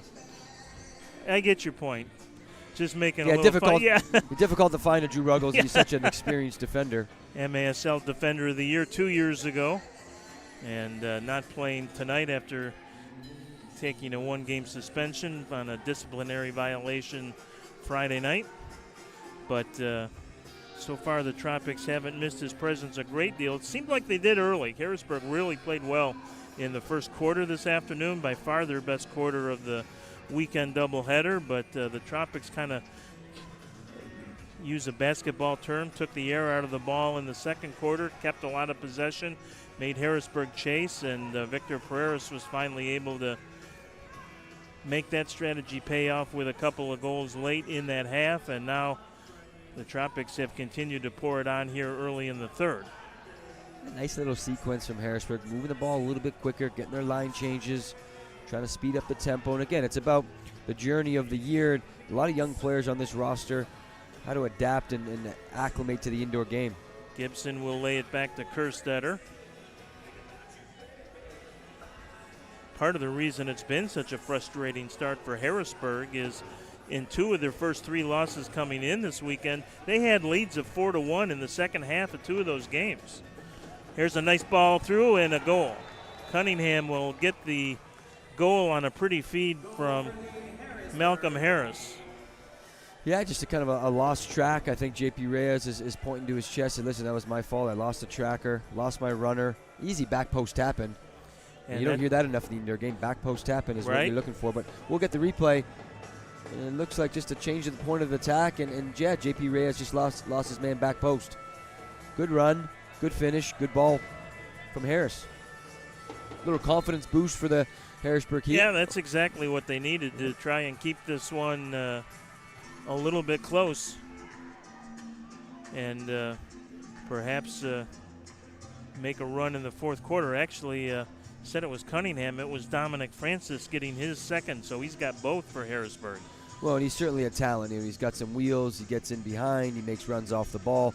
They've got something with him for sure. Here's Chad Vandergriff with it. Gets it over to Bruno Enrique, being watched by Elton de Oliveira. Comes back all the way out to Lucas Monaleros. Here's Oliveira with the shot, and Breno blasts it wide on the short side. So one thing I like about his game, he's not afraid to pull the trigger. And in indoor soccer, shoot the ball, man. Here's Oliveira with it again. Shot into the box. Oh, and Enrique actually... he just kind of whiffed on it, but that was a great back post shot from Oliveira. Again, you're right, 1v1. That's the second time taking a defender on. Able to use both feet. Like that confidence. Espinal loses it. Now Chad Vandergriff, he plays a lot like Drew Ruggles, doesn't have the offensive flair. There's a hard takedown. They say play on. No, Vandergriff is going to... Tough little knock from Vandergriff. I'm not sure if they're calling it a foul. Looks like they are. Yeah, the little delayed call there. Yeah. They were going to say play on, but Chad's going to get up and walk it off. Carvalho off the bench now. Yeah, we haven't mentioned Carvalho's name too much. He's been a bit quiet. Sometimes the game goes that way. Yep. Sometimes you get on more on the defensive side than you do on the offensive side. There's not a lot of set pieces, man-up situations where he thrives. And right now he's just been a little bit quiet. Well, it's kind of funny because with all the offense the Tropics have, as Carvalho was trying to feed Vandergriff there and making a run down the near boards, with all the scoring and offense the Tropics have, they really don't have a lot of players individually near the top of the leaderboards or at the top of the leaderboards in the league.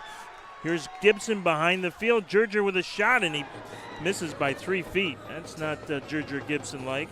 He's got a brace on that right leg, so not really moving as well as he probably you would expect. And certainly needed to do better there. It was a one-on-one with Hugo Silva and kind of whiffs it to the right. I would have preferred to see him take the keeper on. Yeah, that wasn't even close. Here's a turnover, and Taylor Walter Bond will collect Leaves it in the middle for Sandoval. Shot. Good defensive block by Williamson. Beautiful block from Williamson. Robert may have saved a goal there. Picked up now by Arico. Here's a chance in front. Goal!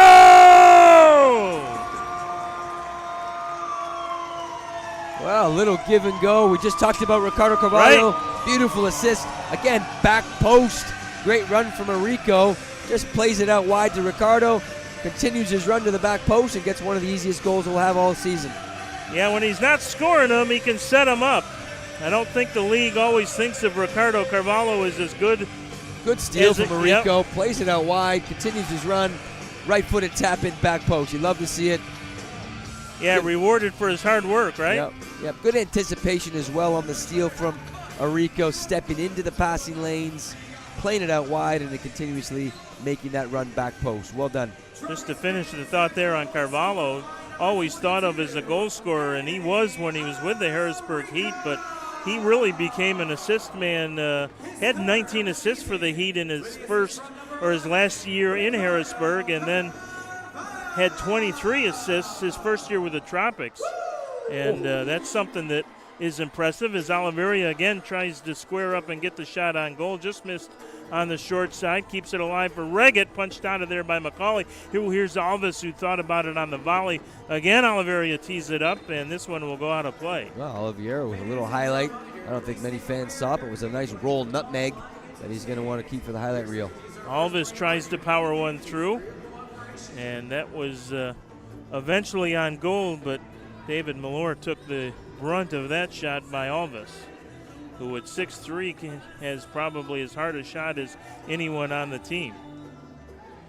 Kerstetter will wait for a line change to complete here, and he'll be part of it as Danny DePrima brings it to the near boards, gets it to Elton de Oliveira. Oliveira makes a run down the left wing, but Bruno Enrique steps in front of that one. Williams trying to keep it in play does. Yeah, that was a nice pass from Carvalho. As you said, just a perfect little basketball give-and-go style goal. Well, he does have such a good feel for the game, Carvalho, and he's got a great left foot. You know, and again, a good second forward is always looking to find that and feed that far post. They'll certainly get a lot of easy indoor goals that way. Chance in front and headed out of there at the last minute by Malore. Or actually, it was De Oliveira back there to make the play. Sandoval intercepts down to Bruno. Enrique tried to duplicate that given goal that we saw just a minute ago for a goal, but couldn't hit Sandoval on the run. Now Victor Pereira's with it. DePrima watching him. Pereira's with a shot, and he just missed a couple inches high as he got it by McCauley on the short side. Beautiful crossbar. Does such a good job of selling like he's going to come inside and dragging it to his left foot.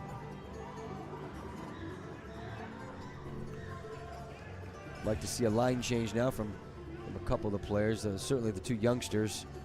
Yeah, they've been out there a while now. Here's J.P. Reyes, and J.P. will make sure they get a line change well done, with that one. But again, this is where I can recall. I'm like, listen, give me a line change, get me on when we have the ball. Now I got to get on, and I don't have the ball. Now I got to defend for a minute and a half. Was that one of those like intentional, unintentional misses? I don't know if anything's intentional with JP, but he's not known for his goal scoring. That's true. There's a turnover. Ball in front is Carvalho making a run, but Walter Bond's bang off the boards didn't find the mark. Montalera's going to try and track it down ahead of Harris, and he does. Yeah, he almost ran into a brick wall with Montalera. Yeah, those are two big-bodied players to be sure. Williamson will get there, but Arico will pick it up at the midfield line. Yeah, and Arico's had a nice quiet game in a sense where, you're not talking about him too much, but he's been very solid today. Defensively, offensively, he's got himself a nice goal. I want to say he's got an assist as well. Who's that? Arico. I'll double check that in a moment. I was just looking up Ricardo Carvalho's stats because talk about him becoming a complete player. His first season with Chicago back with the Mustangs in 2015, he scored 18 goals and had just 7 assists. but over the next 5 seasons, his assists went from 7 to 11 to 13 to 19 to 23. That's fantastic. And that's no, he's a playmaker for sure. I just don't think people think of him that way necessarily because he's been such a good goal scorer, because in those same seasons, he 18, 16, 21, 30, and then 23 when he joined the Tropics. So you think of him first and foremost as a goal scorer, but has really become a guy that has taken a lot of pride and joy in setting up his teammates now as well, as Sandoval sneaks in behind the defense trying to set up Walter Bond in front, and Taylor can't connect, and then is going to be called little insult to injury as Oliveria goes down, and Taylor is whistled for the foul. That was a nice little play off the boards. Bond almost with an open net tap in. One of the things I have noticed over the years with the Tropics, of course, it's a newer franchise, their 6th season, but just getting more comfortable with the boards. Really turned into a fantastic indoor team. You know, when you were with the team, a lot of the practices were outdoors. There was there still isn't a permanent full-time indoor facility here in Lakeland. That is critical. I mean, if they can eventually get to that full-time, then you've got something, because it is difficult to play on an outdoor pitch with all indoor things considered. But the boards do make a tremendous difference, and the Tropics have utilized that tonight well. Yeah, and with that influx of free agent signings back a few seasons ago came a commitment to train basically full-time in Orlando, where that's the nearest full-time facility. So literally there are a lot of the players that it's 2.5, 3 hours total on the road up and back for practice every day. So that's the kind of commitment level that you're talking about to learn the indoor game and get good off the boards, and the change and the improvement has been just so noticeable since no, certainly. And since I would that's think happened. Too, within the ownership, I know there's been conversations about what can we do in Lakeland to find an indoor facility or create one ourselves. Reggett with it at the yellow line, leaves it for Kyle Williams. Kyle takes the shot, misses it well wide, short side, didn't quite get squared up there. Here's Monaleris with it, gets it to Zach again. Zach tried to leave it for Lucas, but he was a half step behind the Harrisburg defender and never got a chance to convert. Now J.P. Reyes with it again. Shot, and that's taken off the line by Kerstetter. He certainly wants one tonight, J.P. Reyes. The old vet wants his goal, and that was actually a great shot saved off the line from one of the defenders. I'm not sure if I could. Yeah, I think it was Kerstetter that was behind the Macaulay there. Here's a counter chance for Harrisburg, but Reyes breaks it up. So he's been his usual steady self here tonight. I think probably seen more playing time this season than we expected, and Drew Ruggles being out tonight is part of the reason for that. Here's Pereiras with a shot short side. Kyle Williams floats in, keeps it alive. Pereiras shot. Goal!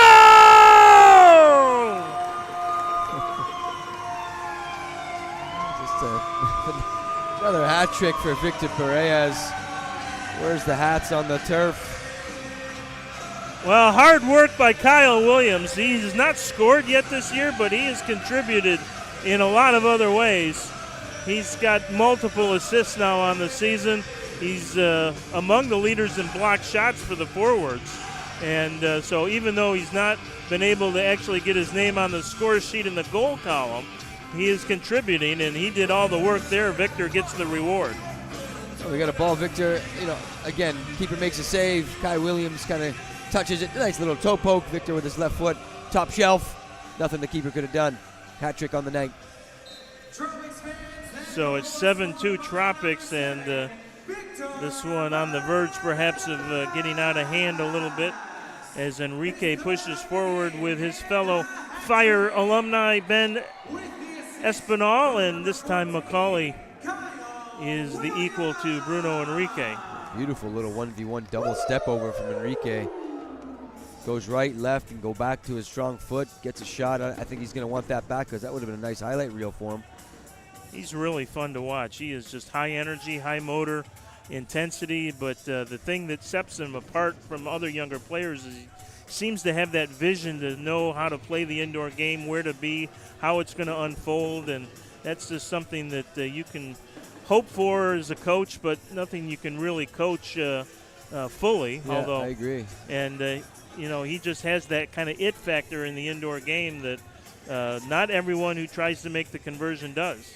Well, I think the other thing is it's not easy to find a target forward that really likes to defend, and he's one of them. Here's Enrique again. He didn't know Espinal actually had it through, and he almost set up his former Southeastern teammate there as Espinal was making a bid for his second of the night. One thing he's got to do now is just learn a little bit when to sub a little bit quicker, because I think right now he needs to be getting off. There's a long ball down to Breno Oliveria, who's got his first goal this weekend. Nice little move. Shot! Oh, good save by McCauley.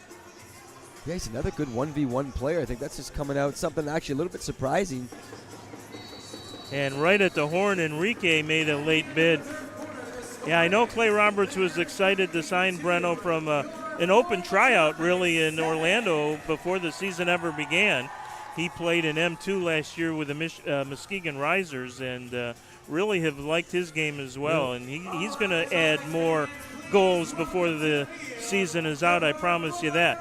Well, 3 quarters in the books, and the Tropics, unless they have some kind of monumental collapse in the final 15 minutes, perhaps on their way to their 7th win of the season. We'll see how it all plays out when we return. For the 4th quarter, it's the Tropics 7, the Heat 2. Back with the finale on Soccer Night Florida in just a moment.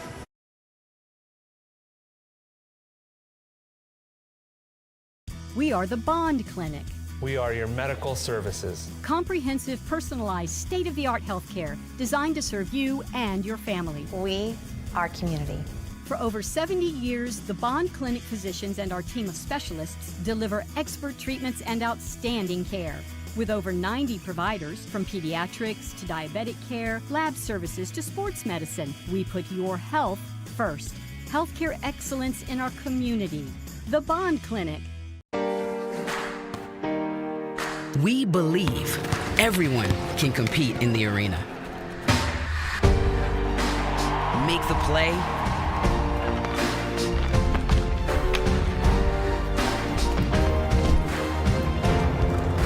and score the winning goal.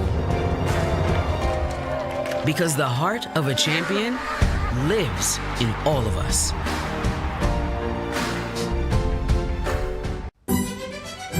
Okay, so I locked my keys in my car. It could happen to anybody. Anyway, this guy shows up with this piece of metal to unlock my car. Does that thing work, I asked? Like a charm, he says. What happened next? I don't like to remember. You wouldn't believe what he did to my car. Should have called Papa Lock. Papa Lock's friendly professionals will have your door open fast and at a price that'll make you smile. Next time, call Papa Lock.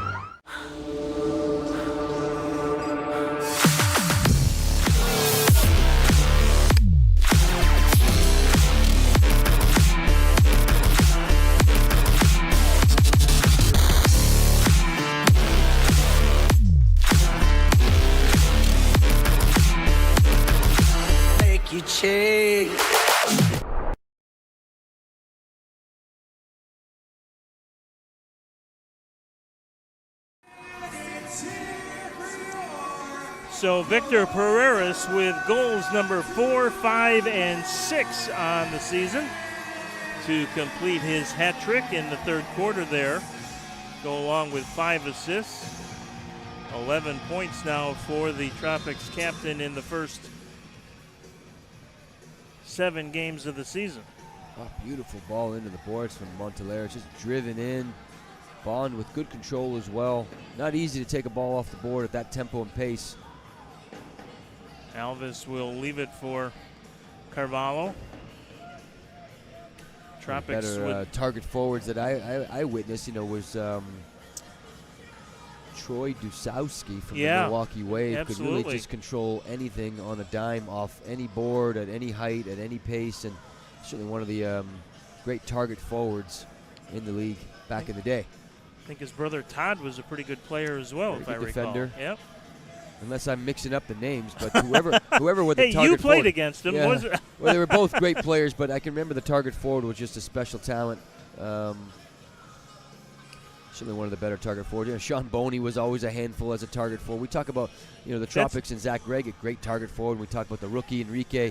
He's got a lot of potential as well as a target forward. That's funny that you bring up Sean Boney's name because Pat Healy and I were talking about Sean Boney before the game. Believe it or not. I got a couple cross matches with him at 6'6", 8". Yeah, he was 280. We were just talking about how good a soccer player he was for his size. I mean, he could have been a tight end or a linebacker or a, you know, even a defensive end, a edge rusher. I mean, he was built for football, the American kind, and but really a good soccer player. And yeah, we were talking. Here's a steal by Pereira's, looking for his 4th goal. Wow, just like that, easy peasy, lemon squeezy for Victor Pereira's. Just slots it in, so cool, composed, calm in the 1v1 situations, and he is literally on fire with his 4th goal. And just a steal, really, a play out of nothing. It goes into Zach Reggett. We'll get a replay, but I think just another easy one, but he makes it look easy. Certainly did, and that is a career high watermark for Victor Pereira's. Reyes into Reggett, steals it. Pereira's and slots it home, bottom right corner. Nothing the keeper could have done. Kind of another play out of nothing. Wasn't clean, wasn't pretty, but 4 goals on the night. His first 4-goal game in what has been a tremendous career for Victor Pereira's.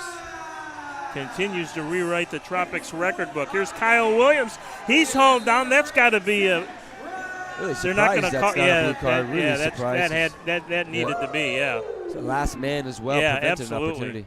I mean, basically, Kyle Williams just got mugged at the top of the arc, and that was generous on the part of the officiating crew, but it is 8-2. Yeah, so that might be part of it. Yeah, a little humanity perhaps. Who's calling this timeout? Is Clay Roberts texting is someone? He doing it again? Right, yeah.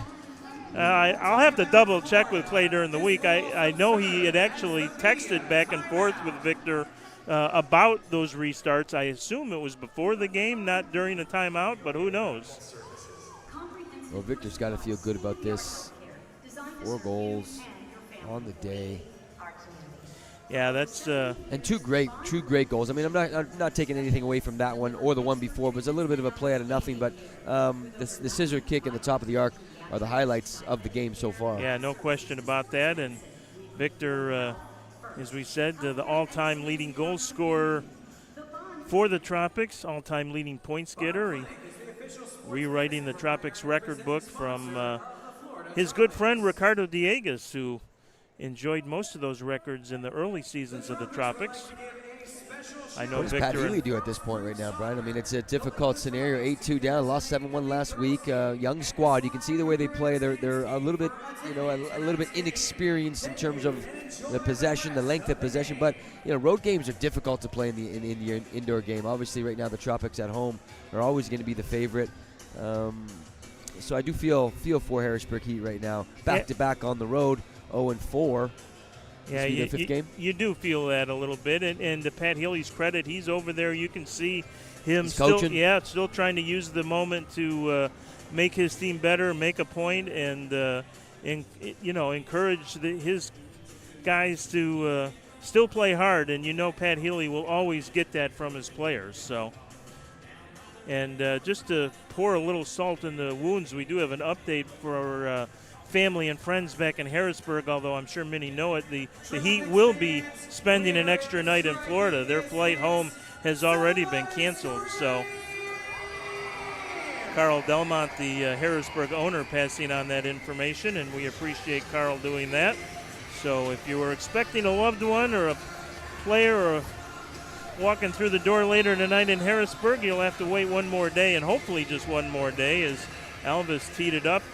Pereiras, could he have another one in him? We'll see. I got a feeling he's going to get his 5th. There's plenty of time left, 13 minutes to go. Does Pat Healy elect to pull the keeper? I doubt it with this score line. Yeah, I would doubt it at this point, unless, again, it's just practice. A teaching opportunity, right? Just to get used to the setup and the feel and to find the players you want out there to run that.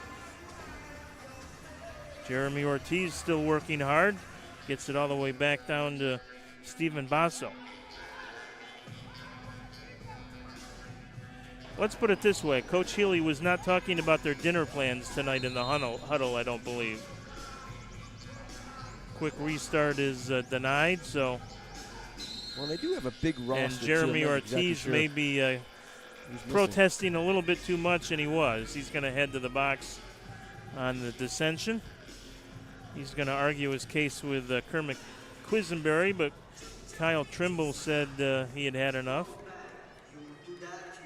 Jeremy's still trying to plead his case. And a bit of a Drew Ruggles episode here, continuously going at the referees. Well, you're not going to win that battle, let's be honest. No, never. And, the frustration level is growing for the Heat, and they'll turn it around. But the Tropics are happy that, kind of like Utica, still struggling a little out of the gate, as Enrique is set up by Williams in the corner, tried to return the favor to Kyle.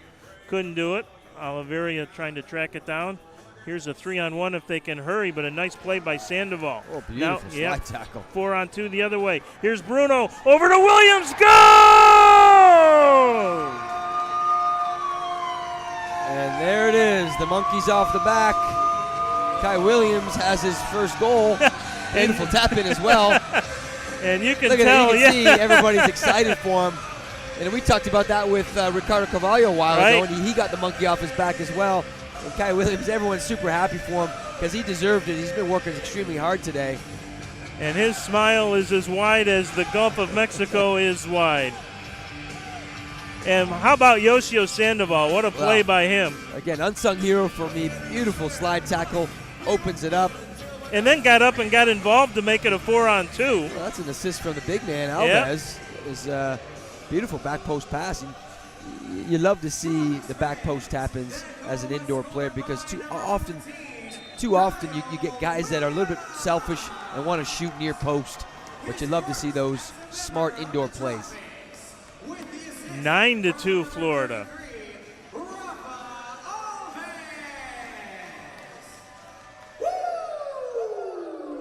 I didn't think we'd be able to replicate what happened 2 nights ago. I didn't either. 7-1. Yeah, I especially after that first quarter when Harrisburg really was the equal of the Tropics, but they have not been for the final 3. Cream rising to the top, no question about that. Yeah, just the tempo a little bit. You're looking at the tempo, the ball movement, the speed, the intensity, the fitness levels. Everything is just upped a little bit higher right now than the Harrisburg Heat.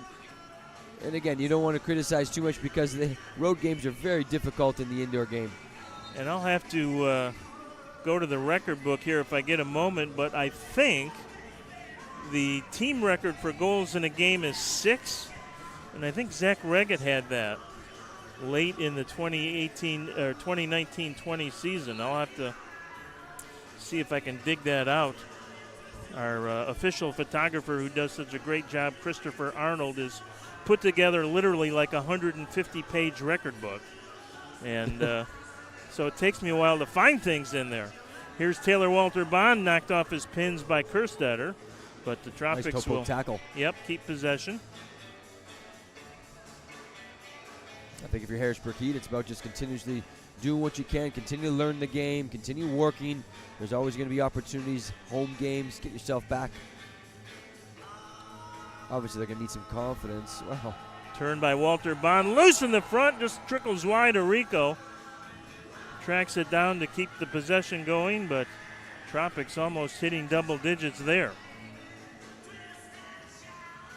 It has been all Florida since midway through the really almost the start of the second quarter. Walter Bond giving it over to Ben Espinal. We'll give you the recap offensively in just a couple of minutes, kind of put all the numbers together between the goals and assists here tonight. Good balance from the Tropics on the night. You know, again, anytime you've got a team that sits in quite a bit, you've still got to recognize that you can't attack with everybody, and they've done a good job of recognizing that and keeping a home base so they don't get countered. They still have a ways to go to catch the Omaha Kings, however, who defeated the Colorado Inferno last night in M2 action 19-6. Wow. So this is not the most prodigious offensive output in indoor soccer this weekend, but it's been a good one again.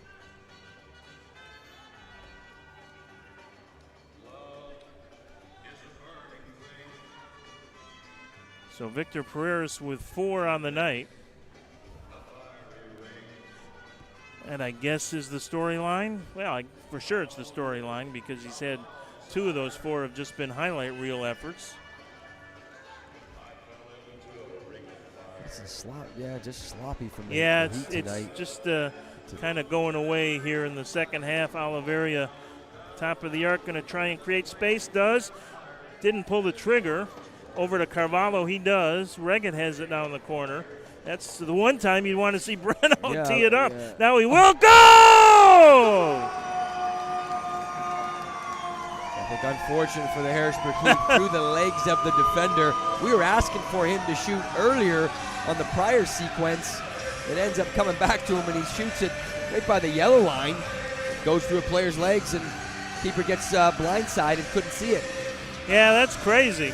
I mean, he had a wide open look from about 20 feet out, it seemed like, and he was going to be unselfish about it. Got it out near the yellow line and put it right between the legs of Elton de Oliveira. Well, it looks like so he gets the assist. Zach Regan just plays it up, and he just tees it up from the yellow line.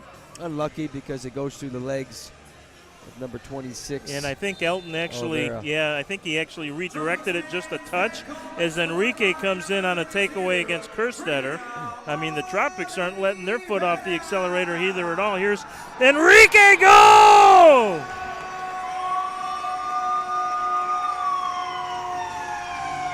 Well, when it goes bad, it goes bad. If you're a Harrisburg Heat, another turnover. Bruno Enrique steals it again. He loves the scissors move, the step over, goes to his strong foot, tees it up. Another goal. And again, just hard work by Bruno. Makes the turnover himself. We finishes the play. Yeah, getting a hard-working target forward that wants to defend. That's worth its weight in gold. He's just crazy. There's the turnover at the yellow line. Enrique with it. Just uses the one-on-one move and slots it short side past a beleaguered Darian McCauley. Yeah, I think Darian's going to want that one back. 11-2. Yeah, it has gotten ugly here, and Pat Healy might be talking about the dinner plans now. Well, yeah, exactly. Well, listen, I've been to a part of a lot of indoor games where things somehow get out of hand, and you don't see no end in sight. You don't have any idea on how to get back into the game. You're down. Now you're down 9 goals, and the confidence is gone. The energy obviously is gone. You just kind of want to leave the building and get out of here. But obviously frustrating night for the Heat. Fantastic night for Clay Roberts and company. And rightfully so. They've deserved it from the second quarter on. So let's take a look at the offensive numbers in total, if you will, the team stats. We know Victor Pereiras at the top of that list with 4 goals so far here tonight. Not a team record, but 5 total points for Victor because he has an assist. So 4 goals and an assist for Victor. Zach Reggett with a goal and 2 assists for 3 points. Kyle Williams with a goal and an assist. Arico with a goal and an assist. Bruno Enrique with 2 goals. The other goal scorers, Ben Espinal and Breno Oliveria. So it's been great because you've got a lot of different contributors with assists, some nice back post tap-ins, some good defensive efforts in terms of a steal and a finish. And overall, it's been a great, great game for the Tropics if you're a Tropics fan. And we talked about after the first quarter, the shots on goal were 9-9. Harrisburg has gotten 7 shots on goal total since the first quarter. And obviously just too much sustained possession from the Tropics, not enough from the Harrisburg Heat. Too much defending. Arico trying to battle Williamson for the ball, and Williamson eventually going to win it. So the shots on goal after 9-9 after the first quarter, now 35-19 in favor of the Tropics. Just it looks like Arico's banged too up. Too much. His neck. Yeah, he and Williamson were really going at it there. Here's a chance in front. Silva knocks it away. See Silva being a former Heat keeper. Right. This has got to feel extra sweet. Been with the Tropics several seasons now, but started his indoor career with Harrisburg for the first 2 years. And he, too, has been one of the reasons the Tropics have been so good. He came into camp in great shape. He has been he's next level. He has taken his game to the elite level this year. He's been close, and some would argue he's been there. And I wouldn't argue strenuously against it, but there's no argument whatsoever this year. He is at the, Boris Pardo, William Venzela, you name whatever top goalie in the league you want to name level, and Hugo is there and maybe setting the pace. He came in leading the league in goals against at just 3.3 goals against, and so far just 2 behind him tonight. And it won't be number 3, at least for the moment. Here's a chance in the corner for Francis. He misses on the short side. That was De Oliveira who let that rocket go on the restart that Silva punched out of there. Pressure by Kyle Williams. Tries to get it across to Taylor Walter Bond, one of the few players that's been quiet offensively tonight. Not that he hasn't been working hard as well. And Tropics out there still pushing and trying. And Basso is going to be taken down, and Kyle Williams going to be called for the penalty, and David Malor is taking great exception to that. Well, at 11-2, if you're a Tropics player, Taylor Bond, you want to just get out of that scrum. Everyone's sticking up for themselves, their teammates as well. I think Kyle Williams is saying, listen, it wasn't really that tough of a blue card, but at this point, the game is well in hand, and cool heads need to prevail. So Kyle Trimble and Kermit Quisenberry will have to sort things out. Jeremy Ortiz is just coming out of the box now after serving his 5-minute yellow card. So we'll see how it all shakes out. We know Kyle Williams is going to be down for at least 2 minutes. This could be one of the few highlights for the Harrisburg Heat. Work on their man-up unit, see if they can move the ball a little bit. I know they had one in the first half. And I don't know if there's more to come on the card front. Looks like Taylor Walter Bond is getting 5 minutes for. Yeah, I was going to say be surprised if there wasn't at least one yellow card issued and maybe one each way. I'm not sure Brian Miller's got the door open to the Harrisburg box.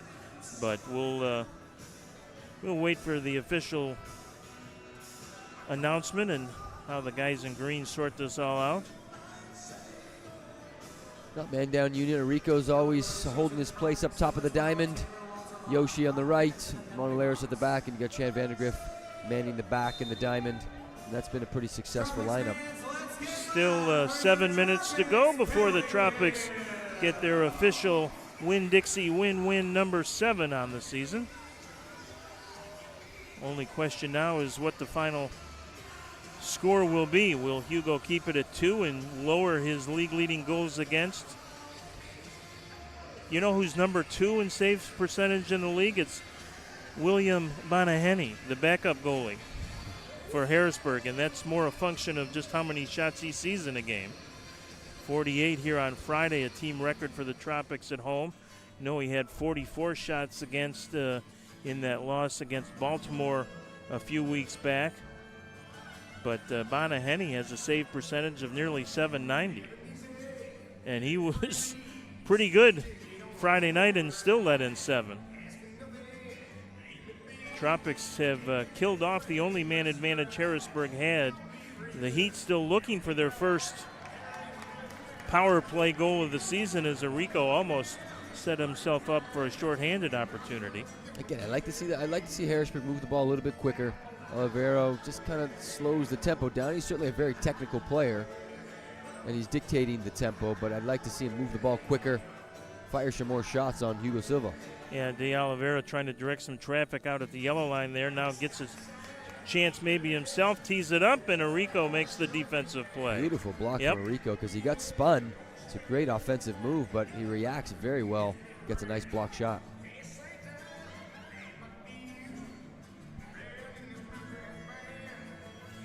Harrisburg will fall to 0-5 on the season. The Tropics will improve to 7-1.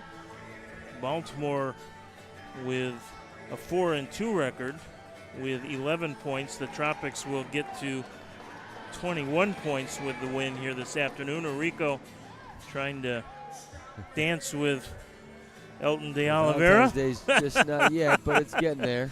Quick little two-step there at the yellow line, and then they are on their separate ways. There's a ball down low. Shot short side, well wide. De Oliveira going to tee it up, and he'll send that 3/4 of the way to Dillsburg, who will also be getting a lot of snow tonight. Well, I grew up in snow, and I can tell you this, Brian, I do not miss it. No, don't miss it. You didn't see it snow like I had snow the winter before I moved down here, which was like 15 years ago now. We had 192 inches of snow at our house. I didn't measure it. My apparently masochistic neighbor did, who would go out and shovel his driveway and sidewalk in shorts, regardless of how cold it was. Wow. But No yeah, at the end of all of that, he was happy to inform me he had shoveled 192 inches of snow that winter. Oh, nice back flick from Reggett. Espinal trying to find some help. Victor Pereira's out there. He hasn't taken much of a shift here in the 4th quarter, which is just as well. We want to make sure he stays fresh and healthy as Espinal's exactly taken down. When you're up 11-2, you really don't want to get yourself hurt. Get it, play it, get 30, 40-second shifts, get other guys in, get some younger guys some more playing time. So let's sort out that penalty situation as Pereiras looks for maybe goal number 5. Gets it to Alvis, down back to Espinal now. Tropics with their biggest goal output of the season.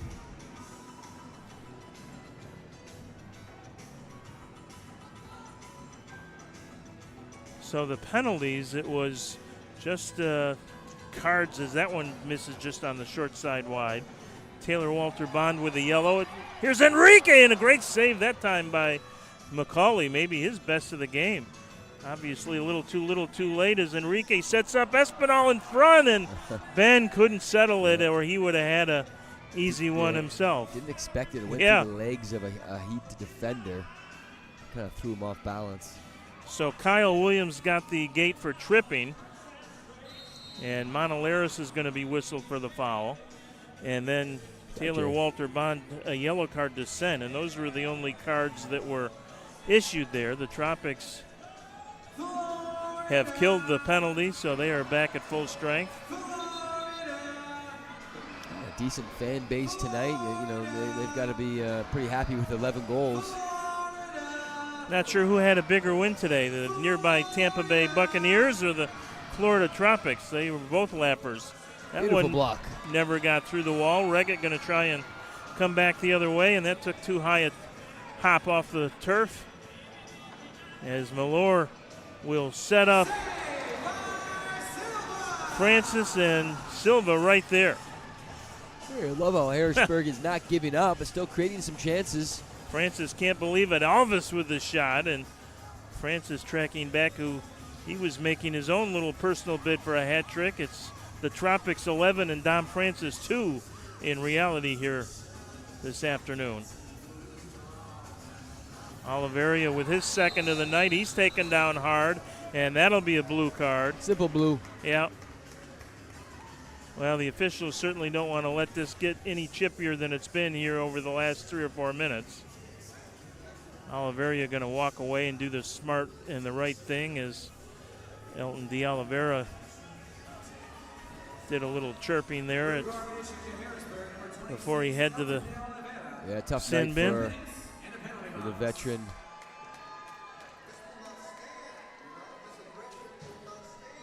So a good opportunity here, Brian, to work on the chemistry of the power play unit. Yeah, they have not been terribly efficient themselves this year. It's gotten better a little bit lately, but they, again, the Tropics are going to need to be a little better on the power play and a little better on the set pieces as we move deeper into the season to continue to pile up these wins. Pereiras with a nice ball, and a nearsighted shot by Carvalho hits the outside of the post.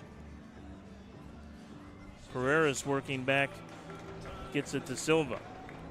Yeah, that was a nice split pass with Perez left foot to Victor Carvalho. Just hits the inside post. Yeah, and he drilled it. There's the Harrisburg Heat in kind of a box diamond, and they keep interchanging it.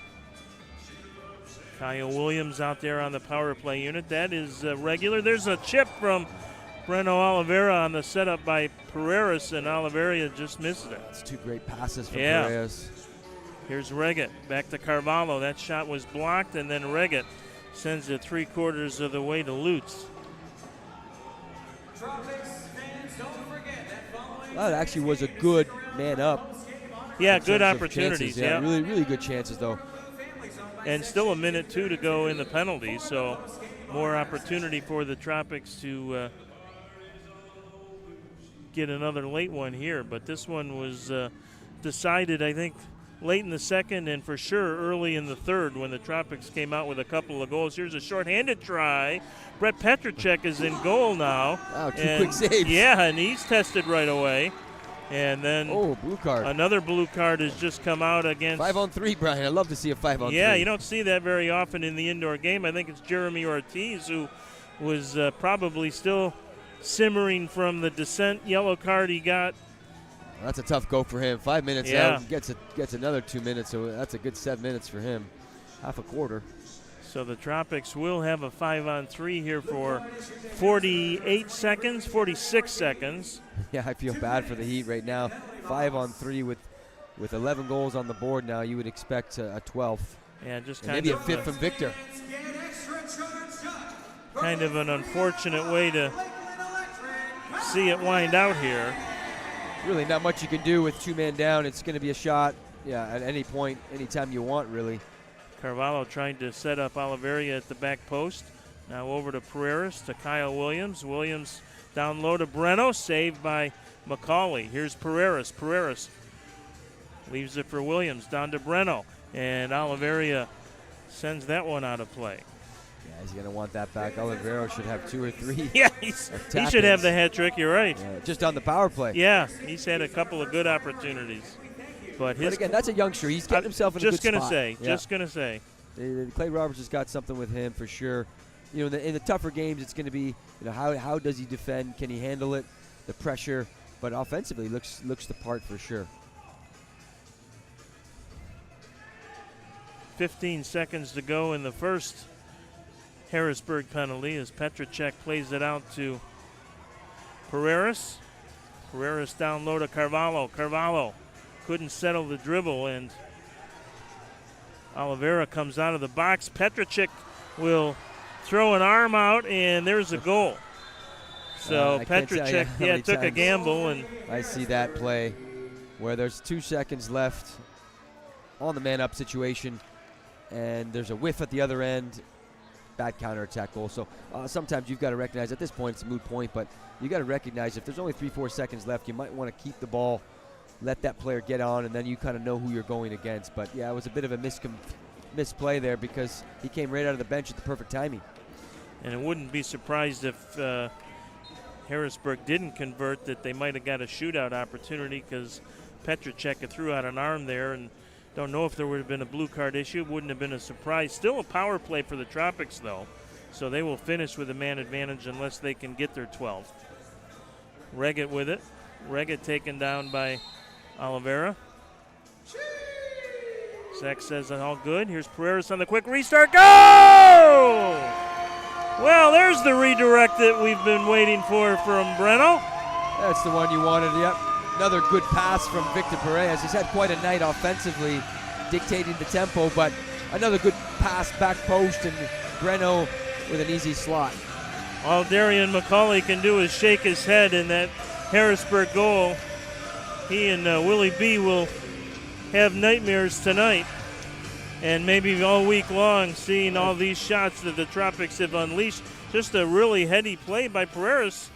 There was a quick restart. Harrisburg wasn't expecting it, and I think Pat's probably a little bit, wondering, do they really need to score there? I think the Tropics are relentless.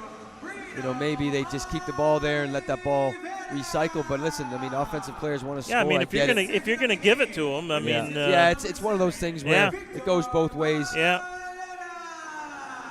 The Harrisburg, all 4 of the players on the floor were literally just standing around, and Victor said, look, if you're going to just give it to us, then we'll take it. And nope, never going to criticize a team for continuing to play hard to the end. You know, the answer to that is just play better. Yeah, I mean, you get that argument all over the place. Yeah. In all sports, you see that quite a bit in the NFL and the NBA. You get those guys that hit that last-second three-pointer when they're up by 40. Bruno Enrique was shaken up here as time winds out, and it's officially over. The Winn-Dixie win-win is in the books for the Tropics. I think he might have gotten hit in the mouth. I think he's actually going to be okay. It wasn't like he injured a leg or anything there. I think he might have taken an inadvertent shot to the face. But well, they're saying, listen, there's a second left. Yeah. Was there any point?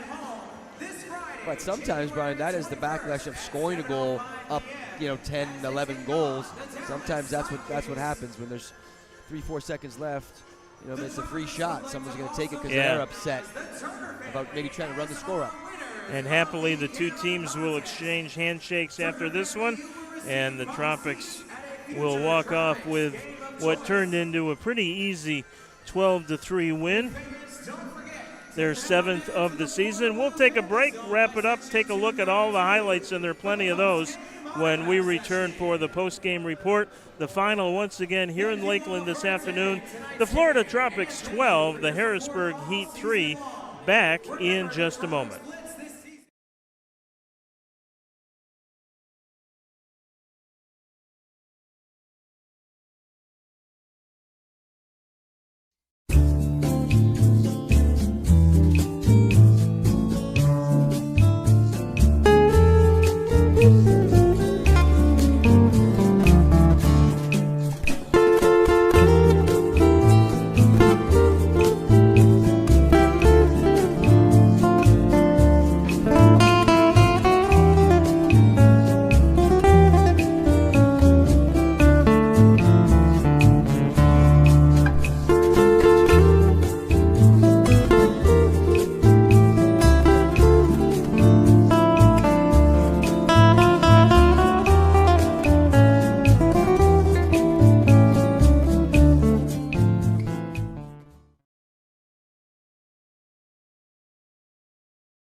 We are the Bond Clinic.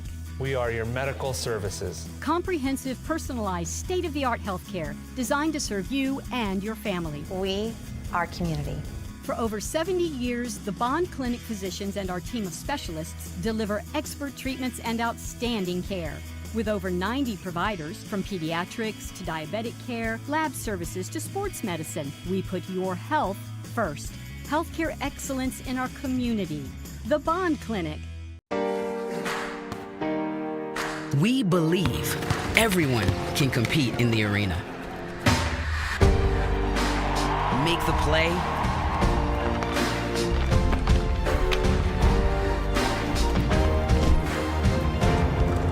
and score the winning goal. Because the heart of a champion lives in all of us.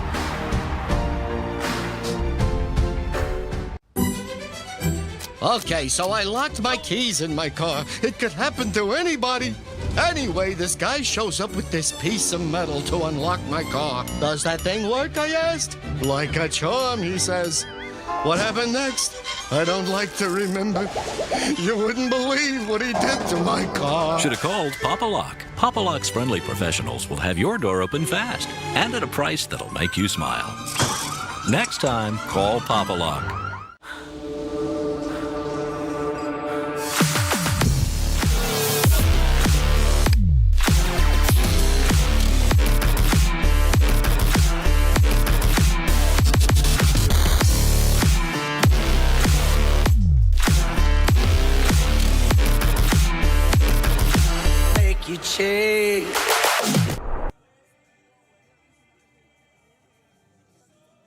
Back here at the RP Funding Center, the overtime show to wrap what was a relatively easy win for the Tropics as it turned out. And I think, Robbie, we talked about it, but the game really started in that second quarter, and especially late on those two goals by Victor Pereira that were spectacular.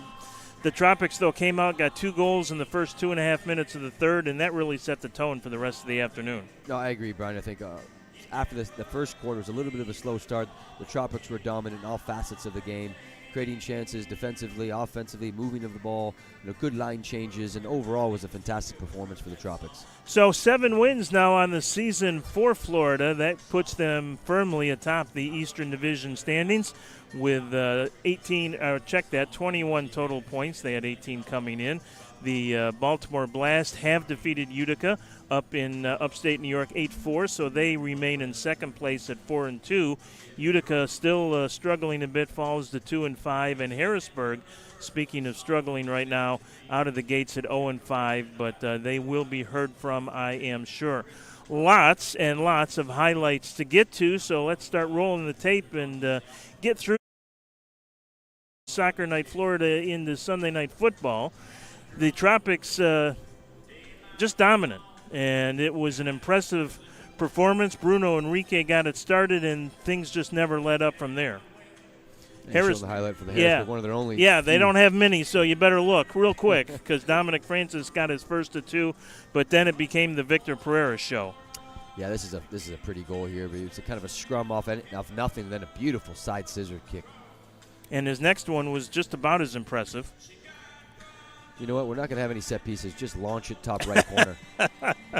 And that is part of Victor Pereira's 6-point night, 4 goals and 2 assists. So the Tropics actually had 6 players with multi-point games. Zach Reggett with a goal and 2 assists for a 3-point night. Kyle Williams gets his first of the year. We'll see that in just a minute. He also had an assist. Anthony Urico, a goal and an assist. The youngsters, Bruno Enrique, Breno Oliveira with 2 goals each. So, I mean, it was just an onslaught, especially starting that third quarter. There's one, I mean, they just came in bunches. Yeah, I thought Urico had a nice game as well. Good back post pass from Carvalho. Steal from Urico. Victor with the shot there, and then the toe poke foul pass, for his hat trick. It's a nice toe poke from Kai Williams to set up Victor. If you ask the Tropics what their favorite goal of the game was, though, and Victor steals to get his 4th, was the goal by Kyle Williams, just because he's been important in this lineup and worked so hard. Great play by Yoshio Sandoval, very underrated player, and sets up that goal by Kyle Williams that was seriously celebrated by the Tropics, and Kyle with a ear-to-ear grin after that one. Oliveira with a one from distance that went between the legs of Elton D. Oliveira. Just all kinds of goals in all kinds of fashion. Pretty individual effort, that time by Enrique, and pretty exciting to see the young guys come through with 4 of the goals. I mean, we've been impressed with Enrique right from day one, and Breno Oliveira really looks like he's kind of getting his legs under him now and starting to understand what the Tropics want and what the speed of this game is indoors, which, he played M2 those games and how they're played, and it's kind of coming up from like AA baseball or AAA baseball to the majors. It's just faster, quicker, better athletes, smarter players, and so the young guys are contributing, and that as much as anything is a reason to be excited going forward. No, I agree. I think Clay Roberts is ecstatic right now. 2 good wins at home against a team that's in the conference, and I think the overall play is what's exciting. A lot of offensive players doing well, and again, you get Breno in there in the midfield, which he's looking good, because at one point I saw him at the back, and now he's playing in the midfield because of a couple of injuries, and he looks the part in terms of an offensive juggernaut. So overall, certainly a great win for the Tropics, and headed forward to the next weekend. Clay Roberts, our third man in the booth today. We thank him for his input. Yeah, letting us know that every goal counts, right? And, right. We were talking about that. And it's 12-2. You're up a man. There's 30 seconds left, but the tiebreaker does go for goals for. So the Tropics, rightfully so, they want to score as many goals as they can. Yeah, it's not the first tiebreaker, but it's not a real exaggeration or a stretch to see that you could get down to a third or fourth tiebreaker. For example, one of them ahead of total goals is head-to-head play. Well, the Tropics, for example, don't play Kansas City in the regular season this year at all. So there is no head-to-head. So you toss that one out, and regulation wins could very well be the same. So it's not difficult to imagine you'd get down to a total goals or a point goal differential situation, and that's the reason that you're not going to stop playing hard anyway. I wouldn't expect any team to, and certainly wouldn't expect the Tropics to. So, good point by Coach Roberts, and we're glad he's feeling better because he didn't text me at all Friday. So, the 7-1 win was tonic, I guess, for the coach, and we'll hopefully have him back behind the bench Friday night. That'll be our next broadcast here from the RP Funding Center in Lakeland as the Tropics host the resurgent, to be sure, the upstart Dallas Sidekicks, who have now won 5 of their last 6 after their coaching change, and we'll talk plenty more about that next weekend. Until then, we thank you for tuning in this afternoon. Thanks to the guys, Gary and Mike and the gang at GT Sports. Thanks to Robbie Aristodemo. And congratulations to the Tropics on win number 7 for the season. Until next Friday night, have a great week, everybody. All right. Good stuff.